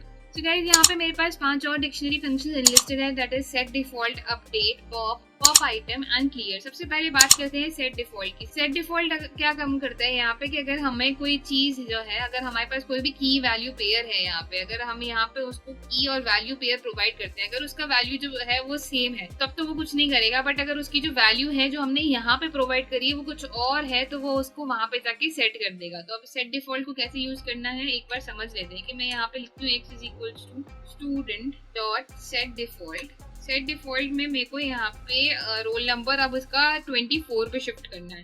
तो मैं क्या करूँगी, यहाँ पे रोल नंबर लिखेंगे एंड कॉलन लगा के एंड कॉमा लगा के यहाँ पे मुझे जो वैल्यू देनी है कि मुझे यहाँ पे 24 देनी है। अब इसे मैं करती हूँ और प्रिंट कराती हूँ x को। सो अब अगर हम इसे रन करते हैं तो हमारे पास यहाँ पे आउटपुट आ जाएगा। सो गाइस, यहाँ पे मेरे पास 5 मेथड्स इनलिस्टेड है, set, default, update, pop, pop item, clear and already एक डिक्शनरी क्रिएटेड भी है। सो अब हमें सबसे पहले हम बात करते हैं सेट डिफॉल्ट की। सेट डिफॉल्ट क्या करता है कि अगर कोई भी की वैल्यू पेयर है, तो अगर वो की वैल्यू पेयर पहली बात तो अगर एग्जिस्ट नहीं करता तो सेट डिफॉल्ट वहाँ पे लाके दे देगा। और अगर वो एग्जिस्ट करता है और वहाँ पे जो वैल्यू है वो हमने यहाँ पे अलग दे रखी है सेट डिफॉल्ट के अंदर और वहाँ पे कुछ और है तो वो हमें लाके दे देगा वो वाली वैल्यू जो हमने ऑलरेडी डिक्शनरी के अंदर रखी हुई है। तो एक बार समझ लेते हैं with the help of example. यहाँ पे कि मैं x लिख रही हूँ, x इज इक्वल्स टू, अब इसके अंदर मैंने लिखा student dot set default. Set default में रोल नंबर मैंने लिखा और यहाँ पे मैंने वैल्यू दे दी 24, जबकि मुझे पता है कि जो इसके अंदर की जो वैल्यू है वो है 23, राइट।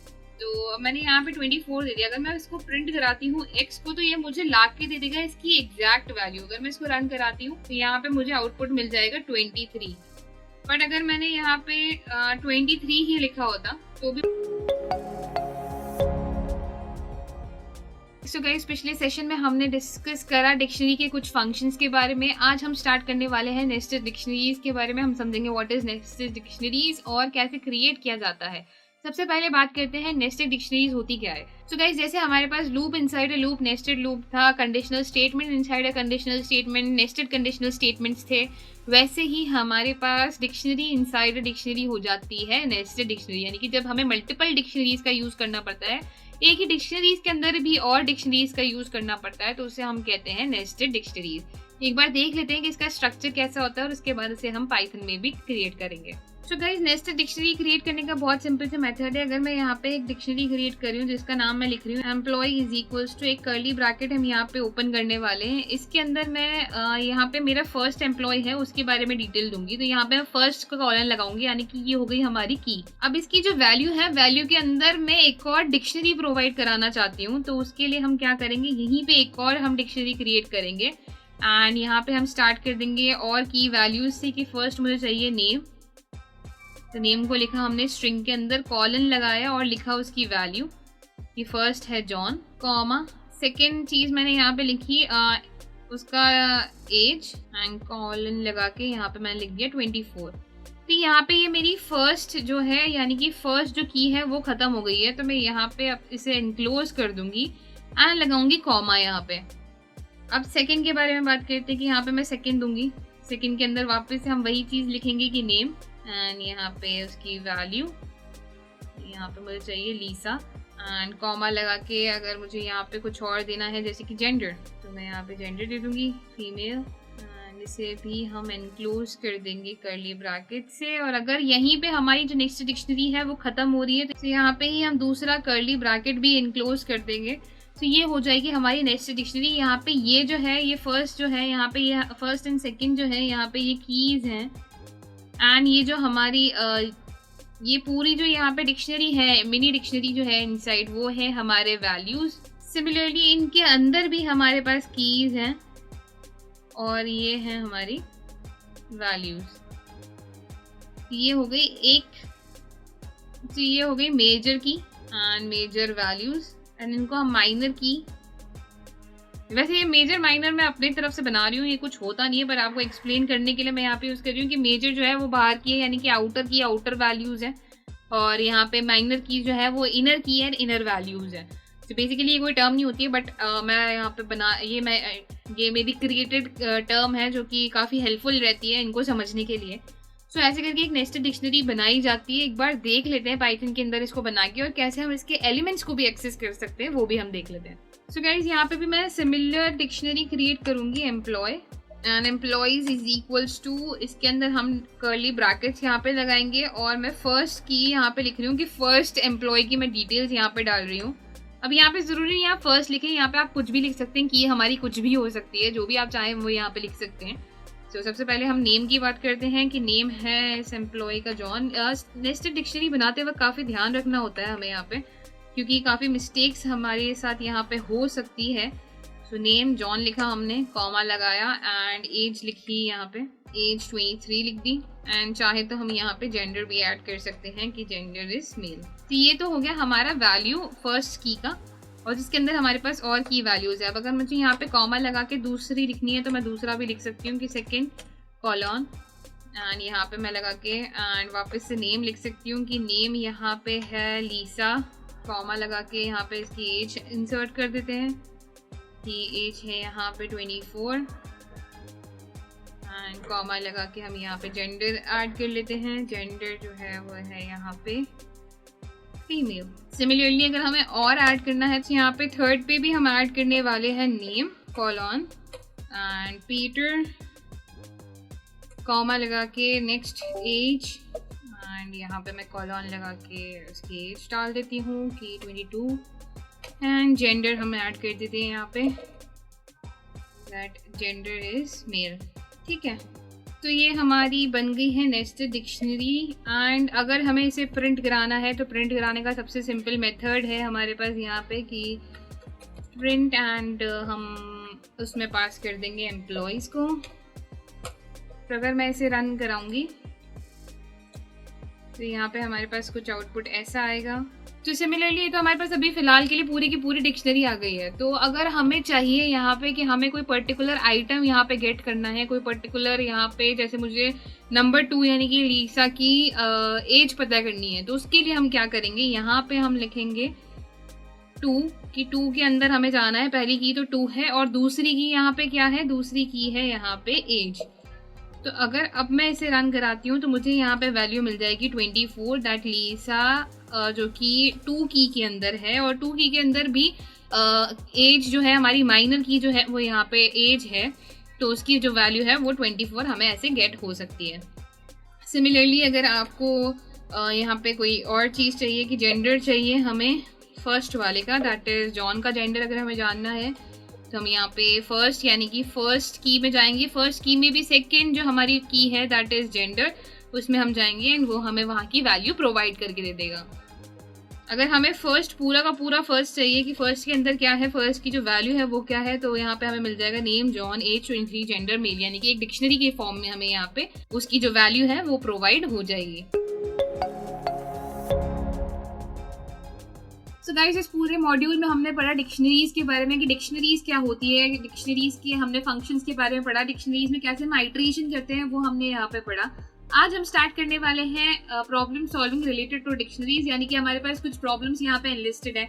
एक एक करके हम इन प्रॉब्लम्स को डिस्कस करेंगे ताकि अगर आपके पास कोई डाउट या क्वेश्चन होंगे तो वो भी यहाँ पे सॉल्व हो जाएंगे। सो गाइस, यहाँ पे मेरे पास कुछ क्वेश्चन है। पहला क्वेश्चन है write a Python program to sort a dictionary by value, यानी कि वैल्यू से हमें इसको सॉर्ट करना है। सॉर्ट का मतलब होता है इसको असेंडिंग ऑर्डर में अरेंज करवाना, यानी कि अगर हमारे पास वैल्यूज के अंदर कुछ नंबर्स हैं तो उनको अगर हम असेंडिंग ऑर्डर में अरेंज करवाना चाहते हैं तो उसके लिए हम सॉर्ट का यहाँ पे यूज करेंगे। नेक्स्ट है हमारे पास write a Python script to print a dictionary where the keys are numbers between 1 to 15, the values are square of keys. तो हमें यहाँ पे क्या करना है, एक पाइथन स्क्रिप्ट लिखनी है किसके लिए, जिसमें जो कीज होंगी हमारी, कीज तो होंगे क्या, नंबर्स, और जो उनकी वैल्यूज होंगी यहाँ पे वो वैल्यूज होने वाली है क्या, यहाँ पे वैल्यूज होंगी उन नंबर के squares. Write a program to multiply all the items in a dictionary, यानी कि हमारे पास वैल्यूज में जितने भी आइटम है हम उनको आइट्रेट करके एक एक करके यहाँ पे मल्टीप्लाई करेंगे। Write a Python program to sort a dictionary by key. तो फर्स्ट क्वेश्चन में हमने बाय वैल्यूज को सॉर्ट किया था, लास्ट क्वेश्चन में हम उसको बाय की सॉर्ट करने वाले हैं। तो आइए देखते हैं कैसे ये क्वेश्चंस हम एक एक करके सॉल्व कर सकते हैं। तो गाइस यहाँ पे मैंने ऑलरेडी इन क्वेश्चंस को एनालिस्ट किया हुआ है। यहाँ पे मैं क्विकली एक डिक्शनरी क्रिएट कर लेती हूँ। तो गाइस यहाँ पे मैंने एक डिक्शनरी क्रिएट कर लिया। अब इसके अंदर हमें क्या करना है, इसकी यहाँ पे जो वैल्यूज है इनको हमें असेंडिंग ऑर्डर में सॉर्ट करना है। तो असेंडिंग ऑर्डर में कैसे सॉर्ट करेंगे, यहाँ पे मैं क्रिएट कर दूंगी ए इज इक्वल्स टू वेरिएबल, कि यहाँ पे ए इज इक्वल्स टू, यानी कि जो हमारा डिक्शनरी है उसमें क्या आ जाएगा, A is equals to sorted. Sorted किसको करना है, हमें ए डॉट वैल्यूज को यहाँ पे सॉर्ट करना है। तो इसलिए हम यहाँ पे ए डॉट वैल्यूज लिखेंगे कि हमें जो ए की जो वैल्यूज है इन्हें यहाँ पे सॉर्ट करना है। और उसके बाद मैं यहाँ पे प्रिंट कराती हूँ एक को। तो देखते हैं कि हमारे पास यहाँ पे क्या आउटपुट आने वाला है। तो गाइस रन कराने के बाद हमारे पास जो आउटपुट है वो कुछ इस फॉर्म में आ रहा है कि हमारे पास एक लिस्ट आ चुकी है जिसके अंदर जितनी भी वैल्यूज है, यानी कि 12, 23, 6, 91 एंड 45, ये सारी वैल्यूज जो है असेंडिंग ऑर्डर में यहाँ पे आके हमारे पास सॉर्ट हो चुकी है। मूविंग अहेड, नेक्स्ट हम बात करते हैं write a Python script to print a dictionary where the keys are the numbers between 1 to 15, यानी कि कीज जो होंगे वो नंबर होंगे हमारे 1 से 15 के बीच के, और उनकी जो वैल्यूज होगी वो होंगी उनका स्क्वायर यहाँ पे। तो आइए देखते हैं कि इसको कैसे सॉल्व किया जा सकता है। तो सबसे पहले मैं यहाँ पे एक एम्प्टी डिक्शनरी ले लेती हूँ। तो उसके लिए हम लगा देंगे ए इज इक्वल्स टू, मैं यहाँ पे एक एम्प्टी डिक्शनरी क्रिएट कर रही हूँ। पिछले वाले को मैं यहाँ पे कमेंट में ऐड कर देती हूँ। तो यहाँ पे हमारे पास एक एम्प्टी डिक्शनरी आ चुकी है। इसके अंदर हमें क्या वैल्यू स्टोर करनी है, हमें यहाँ पे स्टोर करनी है 1 to 15 नंबर्स, और 1 to 15 नंबर्स के आगे होंगे उनकी स्क्वायर्स। तो 1 to 15 अगर हमें आइट्रेट करना है तो उसके लिए हम यहाँ पे फॉर लूप का यूज करेंगे कि फॉर आई इन रेंज, यानी कि रेंज लगाएंगे। रेंज स्टार्ट होगी 1 से 15 तक, नहीं 16 तक जाइए क्योंकि 15 तक के हमें यहाँ पे नंबर्स चाहिए। नेक्स्ट हमें यहाँ पे क्या करना है, नेक्स्ट हमें लिखना है, हमें यहाँ पे की लगानी है और वैल्यू लगानी है। तो की क्या होगी, ए ऑफ आई, यानी कि ए अगर 1 पर है, जैसे कि यहाँ पे क्या हो रहा है कि हमारे पास for I in range 1 to 15 है। तो 1 आई क्या है, 1 2 3 4 5 6 7 8 9 10। तो ए के अंदर यानी ए डिक्शनरी के अंदर आई जो है एज ए की ट्रांसफर हो रही है, एंड इज इक्वल टू उसकी जो वैल्यू क्या हो जाएगी, वैल्यू है आई टाइम्स आई, यानी कि अगर 1 है तो 1 का स्क्वायर, 2 है तो 2 का स्क्वायर, 3 है तो 3 का स्क्वायर। तो यहाँ पे आप क्या लिख सकते हैं, आई एक्सपोनेंशिएशन 2 भी लिख सकते हैं, या फिर आई टाइम्स आई, यानी कि आई मल्टीप्लाई बाय आई भी आप यहाँ पे लिख सकते हैं स्क्वायर के लिए। एंड लास्टली हम क्या करेंगे, प्रिंट करा देंगे किसे, ए को। तो एक बार देखते हैं हमारे पास जो आउटपुट है वो यहाँ पे कैसा आता है। तो गाइस आप यहाँ पे देखेंगे कि 1 का स्क्वायर है 1, 2 का स्क्वायर है हमारे पास 4, 3 का स्क्वायर है 9, 4 का स्क्वायर है 16, 5 का 25। इस तरह से हमारे पास अप टू 15 नंबर्स तक के यहाँ पे कीज और उनकी वैल्यू उनके स्क्वायर्स आ चुके हैं। सिंपल सा मेथड है, सिर्फ यहाँ पे हमें एक एम्प्टी डिक्शनरी लेनी है, उसके अंदर हमें चलाना है फॉर लूप। आई को हम यहाँ पे 1 2 3 4 5 ये सारे नंबर्स हम ले रहे हैं, एंड यहाँ पे हमें क्या करना है, ए जो हमारी डिक्शनरी है उसके अंदर कीज जो हो जाएंगी हमारी वो हो जाएंगी क्या, 1 to 15 नंबर्स, और जो वैल्यूज हो जाएंगी वो हो जाएगी आई का स्क्वायर यहाँ पे। तो वही मेथड हमने यहाँ पे सिंपल सा लगाया है, और उसके बाद हमें ऑब्टेन हो गई है एक डिक्शनरी जिसकी की जो है वो है नंबर्स, और जो वैल्यू है वो है उसी नंबर का स्क्वायर, और वो है up to 15। Moving ahead, next question है हमारे पास write a program to multiply all the items in a dictionary. तो इसके लिए यहाँ पे मैं कुछ आइटम्स ले लेती हूँ डिक्शनरी के अंदर। तो पहले मैं एक काम करती हूँ, इसी को ले लेती हूँ यहाँ पे, एंड उसमें कुछ ऐसे आइटम्स मैं लिख देती हूँ जो हमें पता है जिनका आउटकम क्या होने वाला है। तो मैं ए इज इक्वल्स टू अगर यहाँ पे लिख दूँ कि ये मल्टीप्लाई हो जाए 1 मल्टीप्लाई हो जाए 2 से, और ये मल्टीप्लाई हो जाए 3 से, देन 4 एंड लास्टली 5। तो 5 4 times is 20, 23 times is 60, 62 times is 120। तो इसका आउटकम हमारे पास यहाँ पे 120 आना चाहिए। देख लेते हैं कि यहाँ पे अगर ये आउटकम जो है वो 120 आता है या नहीं आता है। तो यहाँ पे हमें सिंपल सा मेथड क्या करना है, हमें यहाँ पे इंक्रीमेंट करना है हर बार, किसमें मतलब मल्टीप्लीकेशन में इंक्रीमेंट होना चाहिए यहाँ पे। तो एक वेरिएबल में यहाँ पे क्रिएट कर लेती हूँ, जैसे कि यहाँ पे मैं एक प्रोडक्ट नाम से वेरिएबल क्रिएट कर लेती हूँ कि प्रोडक्ट हो जाएगा कितना, यहाँ पे 1, 0 नहीं लिख सकते क्योंकि मल्टीप्लिकेशन होने वाला है। तो मल्टीप्लिकेशन अगर कोई भी नंबर को हम 0 से मल्टीप्लाई करेंगे यहाँ पे, तो हमारा जो आउटकम है वो यहाँ पे 0 ही आएगा। तो 0 नहीं ले सकते, 1 को हम यहाँ पे लेंगे और उसके बाद चला देंगे क्या, फॉर लूप। फॉर लूप किसके अंदर चलाना है, इस डिक्शनरी के अंदर चलाना है कि एक एक करके हमें इसकी वैल्यूज के ऊपर जाना है और उनको मल्टीप्लाई कराना है। तो for I in A colon हमें क्या चाहिए, यहाँ पे हमें चाहिए जो हमारा प्रोडक्ट है वो हो जाए क्या, मल्टीप्लीकेशन इज इक्वल्स टू, यानी कि प्रोडक्ट में इंक्रीमेंट हो जाए किसका, ए ऑफ आई का, यानी कि इसकी वैल्यूज का। जैसे मैं यहाँ पे प्रिंट कर रहा हूँ ए ऑफ आई, एंड आई की जगह मैं यहाँ पे क्या लूँ, यहाँ पे कोई भी मैं की ले लूँ, जैसे मैंने सी ले लिया यहाँ पे, तो मुझे यहाँ पे क्या मिल जाएगा, सी की वैल्यू मिल जाएगी, राइट। कि अगर मैं इसको रन कराती हूँ यहाँ पे तो मेरे पास सी की वैल्यू 3 आ जाती है। वही चीज हमें यहाँ पे क्या करनी है, हम डायरेक्टली वैल्यूज तो लिख नहीं सकते, तो हम क्या करेंगे, ए ऑफ आई क्या कर रहा है, हर एक कीज के पास यहाँ पे जा रहा है, तो पहले ए पे जाएगा, फिर बी पे जाएगा, सी पे जाएगा, डी पे जाएगा और उनकी वैल्यू हमारे लिए फैच करके लेके आएगा यहाँ पे। तो वही वैल्यूज को हमें हर बार क्या करना है, प्रोडक्ट के अंदर मल्टीप्लाई करना है और लास्टली हम इस प्रोडक्ट को प्रिंट करा देंगे कि प्रिंट प्रोडक्ट, एंड हमारे पास जो आउटपुट है वो आना चाहिए 120। तो यस गाइस, हमारे पास यहाँ पे 120 आंसर आ चुका है। तो बेसिकली बहुत सिंपल सा फॉर्मूला यहाँ पे लगा है कि ए ऑफ आई को मतलब क्या होता है, यहाँ पे हमारी की जो वैल्यू है, यानी कि ए डिक्शनरी के अंदर आई यानी कि फर्स्ट एलिमेंट का पहले आ जाएगा, यानी कि 1 आ जाएगा। ए ऑफ आई यानी कि जब 2 होगा यानी कि बी पे होगा तो 2 से वो मल्टीप्लाई हो जाएगा, फिर 3 होगा यानी कि सी पे होगा तो फिर इस पे मल्टीप्लाई हो जाएगा, 4 एंड 5 इस तरह से वो मल्टीप्लाई होता जाएगा। एंड यहाँ पे कीज नहीं मल्टीप्लाई होंगी क्योंकि यहाँ पे हमने ए ऑफ आई लिखा है, तो यहाँ पे हमारे पास वैल्यूज मल्टीप्लाई होंगी एंड लास्टली हमारे पास यहाँ पे प्रोडक्ट आ जाएगा। मूविंग अहेड, लास्ट है हमारे पास, write a Python program to sort a dictionary by key. तो डिक्शनरी को सॉर्ट करना है बाय की, तो कैसे करेंगे हम, यहाँ पे जैसे कि हमने वैल्यूज के अंदर किया था, तो मैं यहाँ पे एक बार एक डिक्शनरी क्रिएट कर लेती हूँ। तो जैसे मेरे पास एक डिक्शनरी है यहाँ पे ए नाम से, ए, और इसके अंदर मैं कुछ वैल्यूज देती हूँ कि 12 के अंदर आ गया ए कॉमा। तो गाइस यहाँ पे मैंने एक डिक्शनरी क्रिएट कर ली है जहाँ पे कीज जो है वो है 12, 56, 23, 48 एंड 91। अब इसको हमें क्या करना है, इसको सॉर्ट करके लेके आना है। अगर ये यहाँ पे नॉर्मल ये भी होती डिक्शनरी तो ये इसको भी ABCDE करके सॉर्ट करके लिया था, बट ये ऑलरेडी हमारे पास ABCDE है, इसलिए मैंने ये वाली डिक्शनरी यहाँ पे नहीं ली है। तो अब मैं यहाँ पे क्या करूंगी, A is equals to sorted हम लिखेंगे, सॉर्टेड के बाद हम क्या लिखेंगे, A डॉट कीज इस बार हम लिखेंगे क्योंकि हमें कीज को सॉर्ट करना है। एंड उसके बाद हम प्रिंट करा देंगे क्या, A को। तो हमारे पास जो आउटपुट है वो कुछ इस तरह आ जाएगा कि हमारे पास एक लिस्ट आ जाएगी सारे नंबर्स की जो कि अरेंज हो रखे हैं किसमें, असेंडिंग ऑर्डर के अंदर। तो इस तरह से हमारा आउटपुट आ जाएगा यहाँ पे, और ये आएगा किसके लिए, कीज के लिए, क्योंकि जब कीज को हमें सॉर्ट करना होता है तो हम A डॉट कीज लिखते हैं, जब वैल्यूज को सॉर्ट करना होता है तो A डॉट वैल्यूज का हम यहाँ पे यूज करते हैं। तो गाइस, पिछले सेशन में हमने डिस्कस किया कि डिक्शनरीज क्या होती है, डिक्शनरीज से रिलेटेड हमने फंक्शंस भी देखे, आइट्रेशन इन डिक्शनरीज के बारे में पढ़ा और नेस्टेड डिक्शनरीज के बारे में भी पढ़ा। सो गाइस, इस सेशन में हम स्टार्ट करने वाले हैं completely new topic, that is sets. जानते हैं सेट्स क्या होता है, इसकी डेफिनेशन हम सबसे पहले देख लेते हैं। तो यहाँ पे लिखा हुआ है sets are unordered collection of data. अब अनऑर्डर्ड का यहाँ पे क्या मतलब हुआ कि अनऑर्डर्ड मतलब कि कोई भी जो एलिमेंट होते हैं सेट्स के अंदर उनकी कोई प्रॉपर इंडेक्सिंग नहीं हुई होती है, वो कैसे भी रैंडमली हमें मिल जाते हैं। तो जैसे कि हमने लिस्ट्स में देखा, टपल्स में देखा, डिक्शनरीज में देखा कि सब चीज़ें काफ़ी ऑर्डर्ड में रहती है, एंड जिस भी ऑर्डर में हम उसको जमाते हैं लिस्ट के अंदर या फिर टपल के अंदर या फिर डिक्शनरीज के अंदर, वो उसी ऑर्डर में हमें दोबारा मिलता है। बट यहाँ पे सेट्स में क्या है, सेट्स जो है वो अनऑर्डर्ड कलेक्शन ऑफ डेटा है। हर एलिमेंट जो होता है सेट के इनसाइड का वो यूनिक होता है।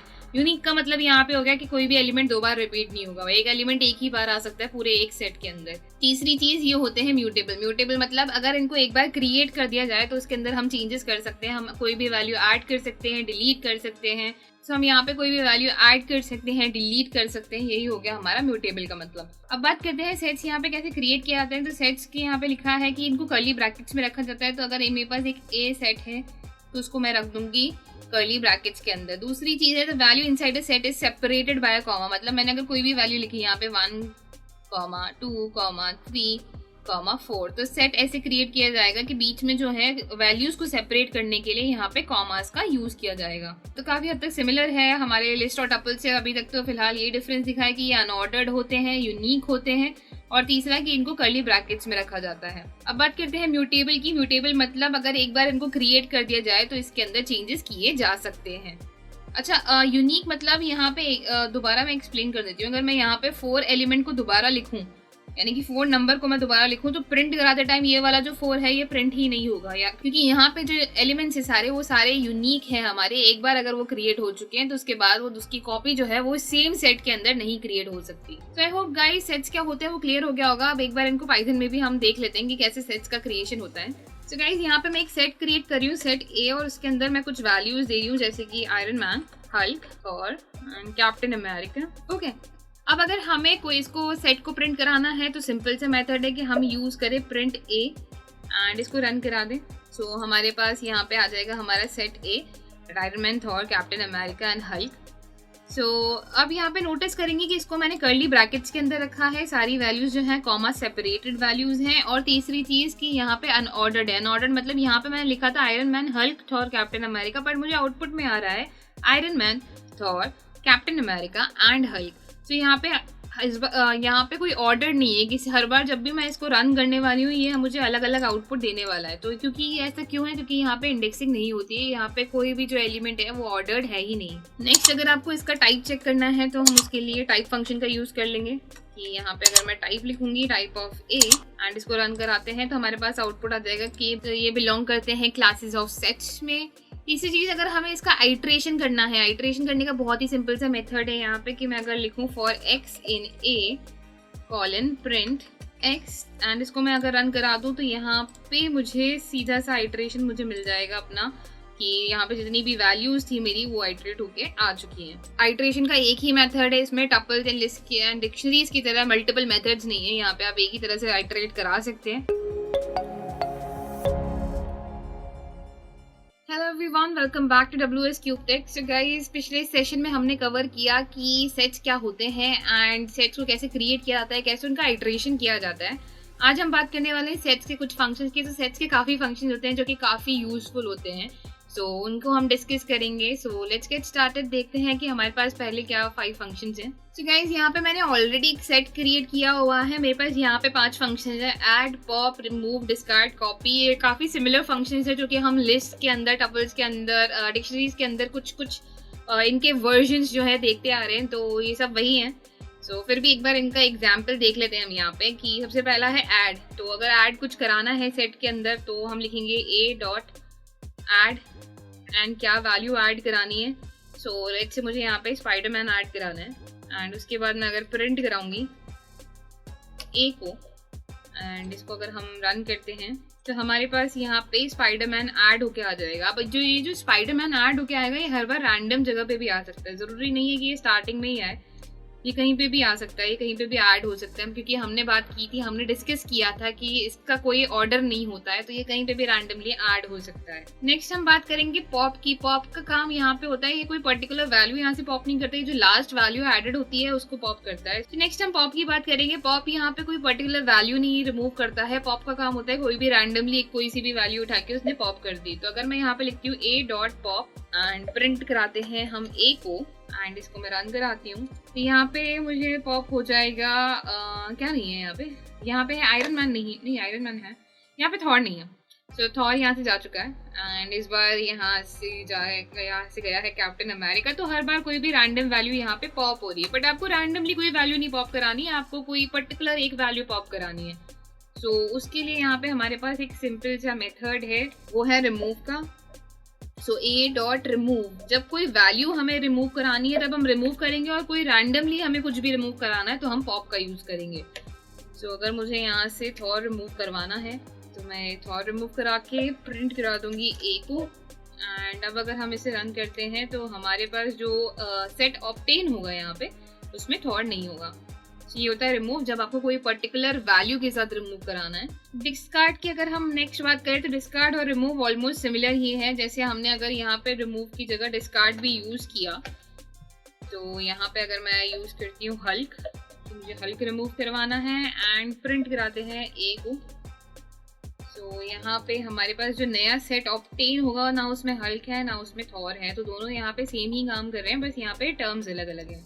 नेक्स्ट बात करते हैं कॉपी की कि अगर हमें इसको कॉपी करना है किसी और सेट के अंदर तो हम क्या करेंगे, तो हम यहाँ पे लिख देंगे b is equals to a dot copy and उसको प्रिंट करा देंगे। सो प्रिंट में कराऊंगी b को, यहाँ पे a को नहीं b को प्रिंट कराना है, तो b को अगर हम प्रिंट कराते हैं तो हमारे पास सेम वैल्यूज आ जाती है जो हमारे पास ए के अंदर है। लास्टली हमारे पास ए के अंदर 3 वैल्यूज थी जो कि कैप्टन अमेरिका, स्पाइडरमैन और आयरन मैन थी। वही वैल्यूज अब बी के अंदर आ चुकी, यानी कि Spiderman, iron Man and Captain America. So I hope guys ये जो 5 फंक्शन है क्लियर हो गए होंगे, कोई डाउट से क्वेश्चन नहीं रहा होगा।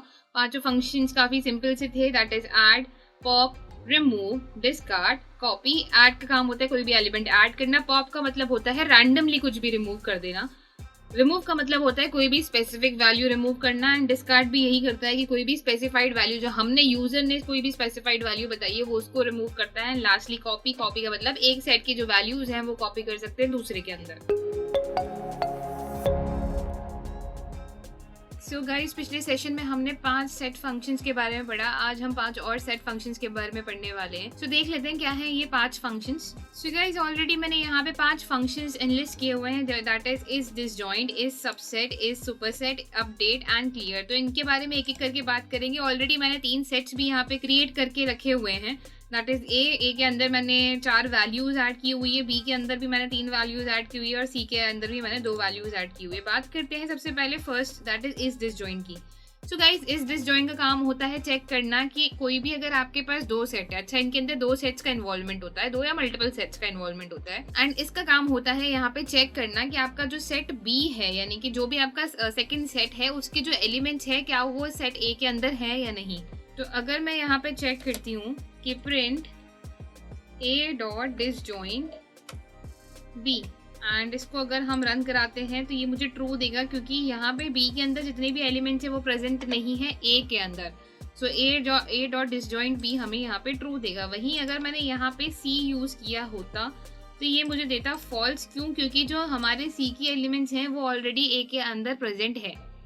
तो यहाँ पे हमें मिल जाएगा फॉल्स इस कंडीशन में। नेक्स्ट हम बात करते हैं सबसेट की, कि अगर कोई भी जो यहाँ पे सेट है वो पार्ट है किसी दूसरे सेट का, यानी कि अगर हमारा सेट सी है तो क्या वो ए का पार्ट है, ए के अंदर जो उसके एलिमेंट्स हैं क्या, अगर बी है तो क्या बी के जो एलिमेंट्स है वो ए के अंदर हैं। तो यहाँ पे हम प्रिंट करके देख लेते हैं that A dot is subset, यहाँ पे इज सबसेट आएगा एंड इस सबसेट है या नहीं ये बी का।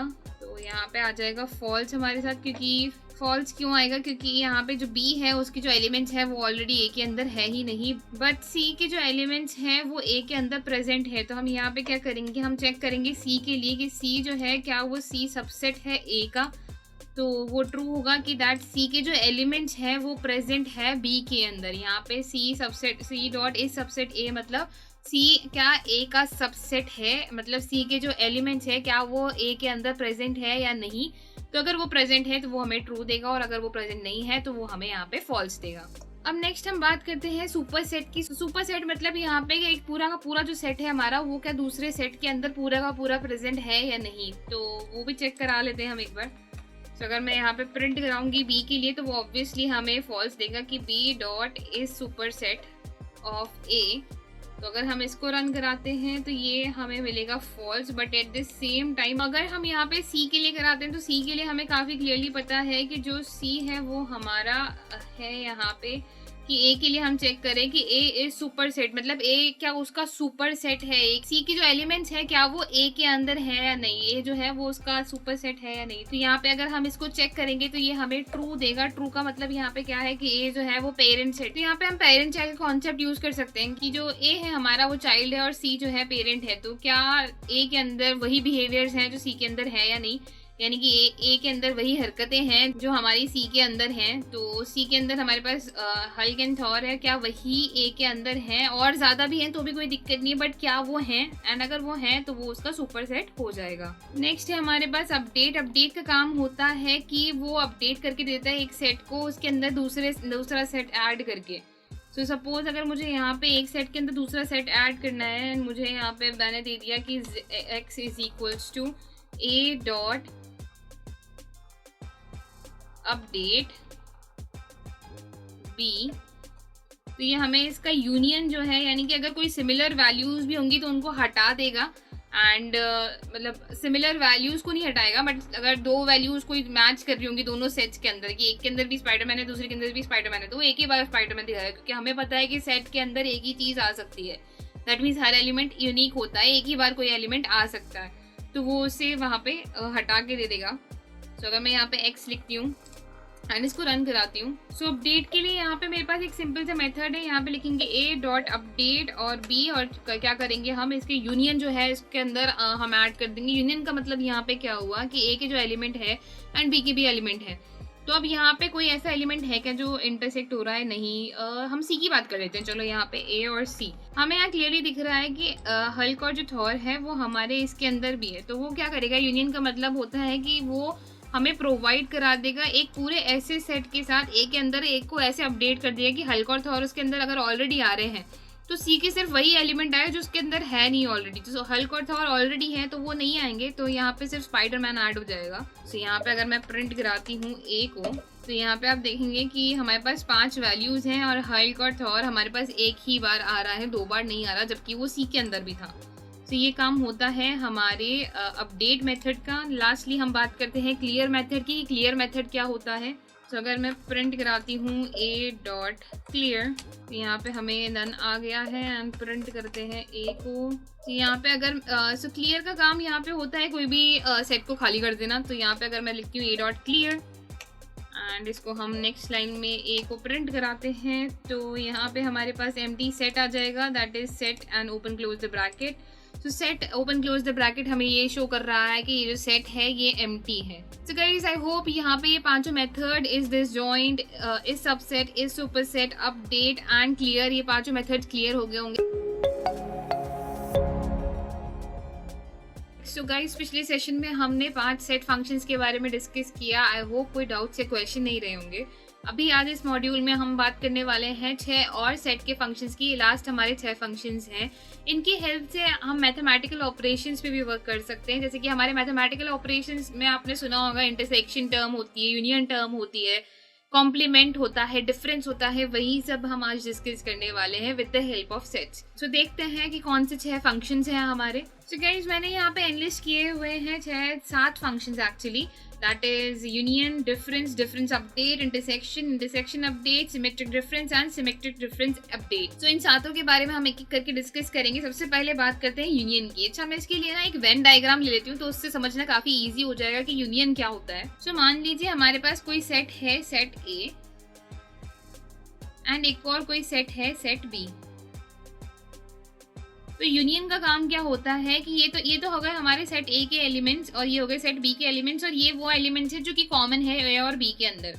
तो यूनियन का काम होता है वो हमें प्रेजेंट करता है ये सारे एलिमेंट्स के साथ, ये सारे एलिमेंट्स के साथ एंड ये सारे एलिमेंट्स के साथ। पर इसके अंदर ये वाले सारे एलिमेंट्स हैं, इसको ये एक ही बार देता है, क्योंकि सेट का काम होता है, यहाँ पे सेट खुद कहता है कि उसके अंदर यूनिक एलिमेंट स्टोर हो सकते हैं। तो यूनिक मतलब यहाँ पे क्या हुआ कि अगर इसमें भी रिपीट हो रहे हैं, बी में भी रिपीट हो रहे हैं, तो वो उनको बार बार रिपीट नहीं करेगा, वो एक ही बार उन्हें लिख के दे देगा। सपोज यहाँ पे मेरे पास 1, 2, 3 है और इस सेट के अंदर मेरे पास है 3, 4, 5। तो ये हमें 1, 2, 3, 3, 4, 5 रिटर्न नहीं करके देगा, ये हमें रिटर्न करके देगा 1, 2, 3, 4, 5। तो एक बार इसे चेक भी कर लेते हैं कि अगर मैं यहाँ पे प्रिंट कराती हूँ तो आप देखेंगे कि यहाँ पे हमारे पास ए और बी का यूनियन आ चुका है। सिमिलरली अगर मैं सी का कराती हूँ यहाँ पे, तो जैसे हल्क और थॉर है वो यहाँ पे 2 बार रिपीट हो रहे हैं, ए के अंदर भी और सी के अंदर भी, राइट। तो यहाँ पे ये वापस से रिपीट नहीं होगा, ये क्या करेगा, जो भी 2 बार रिपीट हो रहे हैं उनको वो एक ही बार लिख देगा। एंड बी में ऐसा कोई एलिमेंट है नहीं जो ए के अंदर है, सो यस उसका अगर यूनियन हम लेंगे तो वो सारे ही वैल्यूज जो है वो हमें प्रोवाइड कर देगा। नेक्स्ट हम बात करते हैं डिफरेंस की। डिफरेंस समझते हैं। सो अगर मेरे पास 2 सेट हैं ए और बी और कुछ कॉमन एलिमेंट्स भी हैं यहाँ पे, तो डिफरेंस हमें प्रोवाइड करेगा जो भी हमारे ए के अंदर है उन वैल्यूज को, जो वैल्यूज जो कॉमन आ रही है वो उन्हें भी नहीं प्रोवाइड करेगा और जो बी के अंदर है वो उन वैल्यूज को भी नहीं प्रोवाइड करेगा। मतलब डिफरेंस का काम क्या होता है कि जो वैल्यूज ए के अंदर है बट अगर कोई वैल्यू कॉमन है, जैसे कि मान लीजिए 1, 2, 3 है और यहाँ पे 3, 4, 5 है, तो ये हमें सिर्फ 1 और 2 से ही रिटर्न करेगा। ये हमें 1 और 2 वैल्यू ही रिटर्न करेगा, 3 को नहीं करेगा, क्योंकि 3 कॉमन है हमारे बी के अंदर भी। तो ये हमें रिटर्न करता है उन एलिमेंट्स के साथ जो कि हमारे ए के अंदर है एंड बी के अंदर नहीं है। तो एक बार देख लेते हैं। यहाँ पे मैं एग्जाम्पल ले लेती हूँ कि अगर मैं यहाँ पे प्रिंट कराऊँ a डॉट डिफरेंस, बी, तो यहाँ पे मुझे मिल जाएगा Thor, Hulk, Iron Man and Captain America. Actually इसको सी से कराते हैं हम, तो शायद कुछ अच्छा मिले। Captain America and iron man हमें यहाँ पे मिलेगा, क्योंकि थॉर एंड हल्क जो है ये कॉमन वैल्यूज है, ये ए के अंदर भी है एंड सी के अंदर भी है। तो इसने क्या किया कि ए के अंदर जो कॉमन वैल्यूज थी जो कि ऑलरेडी सी के अंदर है उनको हटा दिया एंड हमें प्रेजेंट कर दिया वो वैल्यूज के साथ जो कि हमारी सी के अंदर नहीं है। तो ये होता है हमारा डिफरेंस। Next difference update. अच्छा, डिफरेंस तो यहाँ पे क्या करता है, ये हमें एक नए सेट के साथ प्रोवाइड करता है, बट अब डिफरेंस अपडेट मतलब वो हमें जो हमारा ओरिजिनल सेट है उसी के अंदर वो चेंजेस ला के देता है। सो अगर मैंने यहाँ पे लिखा a dot difference update c and print कराया ए को, तो मुझे यहाँ पे क्या मिलना चाहिए, मुझे यहाँ पे ए के अंदर ही वो सारे चेंजेस मिल जाएंगे। हाँ, क्योंकि जब मैं अगर इसके लिए करूँगी, मैं सिर्फ डिफरेंस के लिए करूँगी, तो वो एक हमें नया सेट देगा। मैं यहाँ पे ये नहीं कर सकती कि मैं यहाँ पे लगाऊँ ए डॉट डिफरेंस सी और उसके बाद मैं प्रिंट कराऊँ ए को। तो ये चीज़ हमारे साथ यहाँ पे वर्क नहीं करेगी, क्योंकि ये हमें किसी के अंदर स्टोर करना पड़ेगा कि suppose x is equals to मैं ए डॉट डिफरेंस सी करूँ और उसको मैं एक्स को प्रिंट करूँ, तो मुझे यहाँ पे सेम वैल्यूज मिल सकती है कि यहाँ पे ये मुझे मिल गया iron Man and Captain America कि एक नया सेट के अंदर हमें वैल्यूज मिल सकती है। पर डिफरेंस अपडेट का काम होता है नया सेट नहीं लेना, जो ओरिजिनल हमारे पास सेट है उसी के अंदर अपडेट कराना। नेक्स्ट हम बात करने वाले हैं इंटरसेक्शन की। इंटरसेक्शन का काम क्या होता है वो समझ लेते हैं। तो गाइस, जैसे हमारे मान लीजिए कि हमने दो एग्जाम्पल ले लिए, यहाँ पे सेट ए ले लिया है एंड यहाँ पे सेट बी ले लिया है। अब इंटरसेक्शन का काम होता है प्रोवाइड कराना हमारे कॉमन एलिमेंट्स को, यानी कि जो वैल्यूज ए के अंदर भी आ रही है और बी के अंदर भी आ रही है। अगर मैंने यहाँ पे लिखा होता 1 2 एंड 3 हमारे सेट ए के अंदर कि a is equals to 1 2 and 3 and b is equals to 3, 4, 5, तो हमें इसका जो इंटरसेक्शन है वो मिलता 3। एक बार देख लेते हैं कि कॉमन एलिमेंट्स कैसे गेट करने हैं। तो मैं इन सबको पहले एक बार कॉमन्स में ऐड कर दूंगी। अब बात करते हैं इंटरसेक्शन की। सो अगर मुझे a और c का इंटरसेक्शन चाहिए कि print a dot intersection c। सो अगर मैं इसको रन कराती हूँ, हल्क एंड थॉर जो कॉमन एलिमेंट्स है हमारे ए के अंदर एंड सी के अंदर वो हमें यहाँ पे मिल जाएंगे। जैसे कि हल्क एंड थॉर ये दोनों कॉमन है ए एंड सी के अंदर, तो वो हमें इसके अंदर मिल जाएंगे। इसको हम नए सेट के अंदर दे देते हैं कि मैं एक्स करके यहाँ पे एक सेट बना देती हूँ एंड यहाँ पे मैं प्रिंट करा देती हूँ एक्स को। सो हमें एक नया सेट मिल जाएगा जिसकी वैल्यू होगी Hulk and Thor. Similarly intersection update वैसे ही काम करता है जैसे हमारा डिफरेंस अपडेट काम कर रहा था, कि हमें क्या करना है कि सिर्फ इतना सा लिखना है a dot intersection update c and अगर मैं यहाँ पे प्रिंट कराती हूँ ए को, तो जो ए है उसके अंदर हमारे चेंजेस आ जाएंगे Thor and Hulk. So same difference यहाँ पे क्या हुआ कि ए डॉट इंटरसेक्शन जो सी है वो हमें प्रोवाइड करा रहा है नए सेट से, और अपडेट का काम है कि वो उसी सेट में अपडेट करके दे रहा है हमें वैल्यूज को। लास्टली हम बात करते हैं सिमेट्रिक डिफरेंस के बारे में, देखते हैं सिमेट्रिक डिफरेंस क्या होता है। सो अगर मैं यहाँ पे दो सेट्स ले लेती हूँ, ये मेरा सेट ए है एंड ये मेरा सेट बी है, तो सिमेट्रिक डिफरेंस का काम होता है ये वैल्यूज को प्रोवाइड कराना एंड ये वैल्यूज को प्रोवाइड कराना। वो कम्प्लीटली इग्नोर कर देता है उन वैल्यूज को जो कि कॉमन है, ये इन वैल्यूज को प्रोवाइड नहीं कराएगा। सो अगर मेरे पास यहाँ पे एक सेट है ए के अंदर वैल्यू है 1, 2, 3 एंड बी सेट है, बी सेट के अंदर वैल्यू है 3, 4, 5, तो ये हमें प्रोवाइड कराएगा with a new set c is equals to 1, 2, 4, 5। ये क्योंकि कॉमन एलिमेंट्स को ये क्या करता है, ये एलिमिनेट कर देता है कॉमन एलिमेंट्स को। तो यहाँ पे जो 3 है हमारा ये एलिमिनेट हो जाएगा, ये आएगा ही नहीं। ये होता है हमारा सिमेट्रिक डिफरेंस। तो इसको यहाँ पे एक बार अप्लाई करके देख लेते हैं। सो अगर मैंने यहाँ पे एक एक्स वेरिएबल बनाया, एक्स के अंदर मैंने लिख दिया a dot symmetric difference b या c, तो एंड प्रिंट करा दिया x को, तो ये हमें प्रोवाइड करेगा captain America, iron Man and Spiderman. इसने हल्क और थोर को यहाँ से एलिमिनेट कर दिया है, दोनों सेट में से यहाँ से एलिमिनेट कर दिया और x में अपडेट कर दिया है नई वैल्यू जो कि है captain America, iron Man and Spiderman.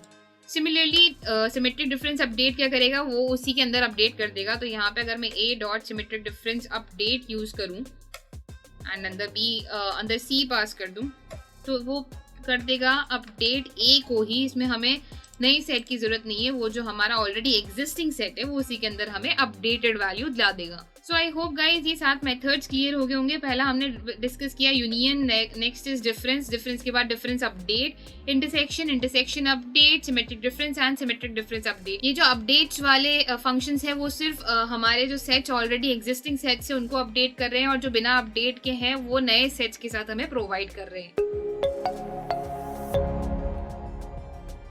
So guys, पिछले कुछ सेशन में हमने बात करें सेट्स के फंक्शंस के बारे में, सेट्स क्या होते हैं, उनके फंक्शंस क्या होते हैं, इसके अंदर आइटरेशन कैसे होता है, वो सब हमने पढ़ा। आज हम बात करने वाले हैं प्रॉब्लम सॉल्विंग की, कि अभी तक अगर आपके कोई डाउट्स या क्वेश्चंस रहे होंगे सेट से रिलेटेड तो वो अब सॉल्व हो जाएंगे इन प्रॉब्लम सॉल्विंग के बाद।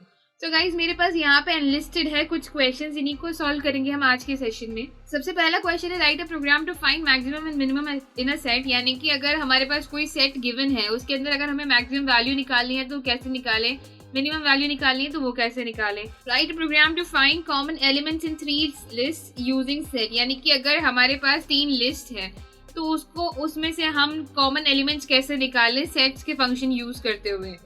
Right a program to find difference between 2 sets, यानी कि 2 सेट्स का डिफरेंस हमें निकालना है। तो अगर आपको याद होगा तो हमने डिफरेंस नाम का एक फंक्शन पढ़ा था, उसी फंक्शन को यूज करेंगे हम बेसिकली यहाँ पे। नेक्स्ट है write a Python program to remove an item from a set if it is present in the set, यानी कि अगर हमारा सेट जो है उसके अंदर अगर कोई एलिमेंट प्रेजेंट है तो हमें उसको रिमूव करना है, यानी कि मतलब सारे एलिमेंट्स नहीं रिमूव करने, हमें अगर एक एलिमेंट देना, जैसे कि मान लीजिए 1 2 3 4 5 एक सेट है, उसमें से अगर 3 नंबर का हमें एलिमेंट रिमूव करना है तो हम कैसे करेंगे वो हमें यहाँ पे करना है। Write a Python program to check if a set is a subset of another set, यानी कि अगर एक सेट जो है वो दूसरे सेट का सबसेट है यहाँ पे, तो वो हमें कैसे चेक करना है वो भी हम देखेंगे। तो आइए देखते हैं इन क्वेश्चंस को वन बाय वन। सबसे पहले बात करते हैं क्वेश्चन नंबर 1 की write a program to find the maximum and minimum in a set. तो सबसे पहले एक सेट क्रिएट कर लेते हैं, यहाँ पे ए नाम से मैं एक सेट क्रिएट कर लेती हूँ, इसके अंदर मैं कुछ वैल्यूज यहाँ पे पास कर देती हूँ। ठीक है, यहाँ पे मेरे पास कुछ वैल्यूज आ चुकी है, मैंने कुछ वैल्यूज ले ली एक सेट के अंदर। अब हमारा नेक्स्ट टास्क क्या है, इसके अंदर मैक्सिमम एंड मिनिमम वैल्यू निकालना। पहले तो मैं यहाँ पे प्रिंट करा देती हूँ एक statement that the minimum value in the given set is, and यहाँ पे कॉमा लगा देंगे हम, और लगा देंगे एक वेरिएबल जो कि अभी हमने क्रिएट नहीं किया है बट यहाँ पे लिखना जरूर है हमें बाद में, एंड प्रिंट करेंगे तो मैक्सिमम वैल्यू के लिए that the maximum value in the given set is comma. And यहाँ पे अब क्या करना है, हम वेरिएबल्स क्रिएट कर लेते हैं एक नाम से maximum is equal to, and next में बना देती हूँ मिनिमम इज इक्वल टू। अब इसके आगे हमें क्या लगाना है, मैक्स लगाना है, मैक्स ऑफ ए, ये हो जाएगा हमारा फर्स्ट, एंड इसमें लगाना है मिनिमम ऑफ ए, यानी कि सेट ए का मिनिमम हमें यहाँ पे निकालना है, सेट ए का ऊपर मैक्सिमम हमें यहाँ पे निकालना है। तो मिन लिखा जाता है मिनिमम के लिए एंड मैक्स लिखा जाता है मैक्सिमम के लिए यहाँ पे। तो सिर्फ इतना सा हमें करना है कि मैक्स एंड मिनिमम का फंक्शन लगाना है और उनको यहाँ पे लिख देना है कि मैक्सिमम, एंड यहाँ पे लिख देना है मिनिमम। तो इन वेरिएबल्स को हम यहाँ पे पास कर देंगे। एक बार मैं इसको रन कराती हूँ, देखते हैं हमारे पास आउटपुट क्या आता है। तो मैक्सिमम वैल्यू हमारे पास यहाँ पे आ चुकी है, ओके मैंने उल्टा लिख दिया है एक्चुअली। तो यहाँ पे आएगा मिनिमम एंड यहाँ पे आएगा हमारा maximum.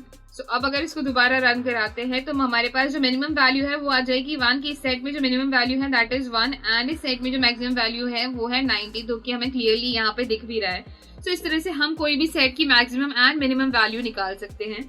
Moving ahead, next question है हमारे पास write a program to find the common elements in 3 list using set. तो उसके लिए सबसे पहले 3 लिस्ट की भी हमें जरूरत है। तो ए बी सी नाम से मैं एक 3 लिस्ट में यहाँ पे क्रिएट कर लूंगी। तो अब हमें यहाँ पे क्या चाहिए, मैंने यहाँ पे 3 लिस्ट क्रिएट कर ली है ए बी सी, और हमें चाहिए इन तीनों के कॉमन एलिमेंट्स, यानी कि ऐसा नहीं कि ए और बी में कॉमन है और बी और सी में कॉमन है या ए और सी में कॉमन है, तीनों में वो कॉमन होना चाहिए। तो हमें यहाँ पे कॉमन क्या दिख रहा है, 5 एंड 5 तीनों में कॉमन है, 6 एंड 6 तीनों में कॉमन है। आई गेस ये 2 ही हमारे पास आउटपुट आने चाहिए। तो हमें यहाँ पे क्या प्रिंट कराना है, इन तीनों का कॉमन एलिमेंट्स लाना है यूजिंग सेट्स। तो सेट के लिए हम यहाँ पे क्या करेंगे, अच्छा आपको पता है कि जैसे कि हम कोई भी चीज कोई भी डेटा टाइप कन्वर्ट करते हैं, जैसे मैं कोई एक इंटीजर ले लेती हूँ, मान लीजिए यहाँ पे मैं एक इंटीजर ले लेती हूँ z इज इक्वल्स टू, मैं यहाँ पे लिखती हूँ 23। ठीक है, ये एक इंटीजर है, INT है। अब मुझे इसको फ्लोट में कन्वर्ट करना है, तो मैं क्या करती हूँ उसके लिए यहाँ पे हम लिखते हैं z is equals to float z। इस तरह से ये यहाँ पे फ्लोट में कन्वर्ट हो जाता है। एक बार इसको प्रिंट भी करा देती हूँ, मैं आपको दिखा देती हूँ कि यहाँ पे फ्लोट में कन्वर्ट हो जाता है इस तरह से। तो आप देखेंगे 23.0 इस तरह से ये फ्लोट में कन्वर्ट हो चुका है। तो इस तरह से हम डेटा टाइप्स को जो है कन्वर्ट कर सकते हैं, राइट।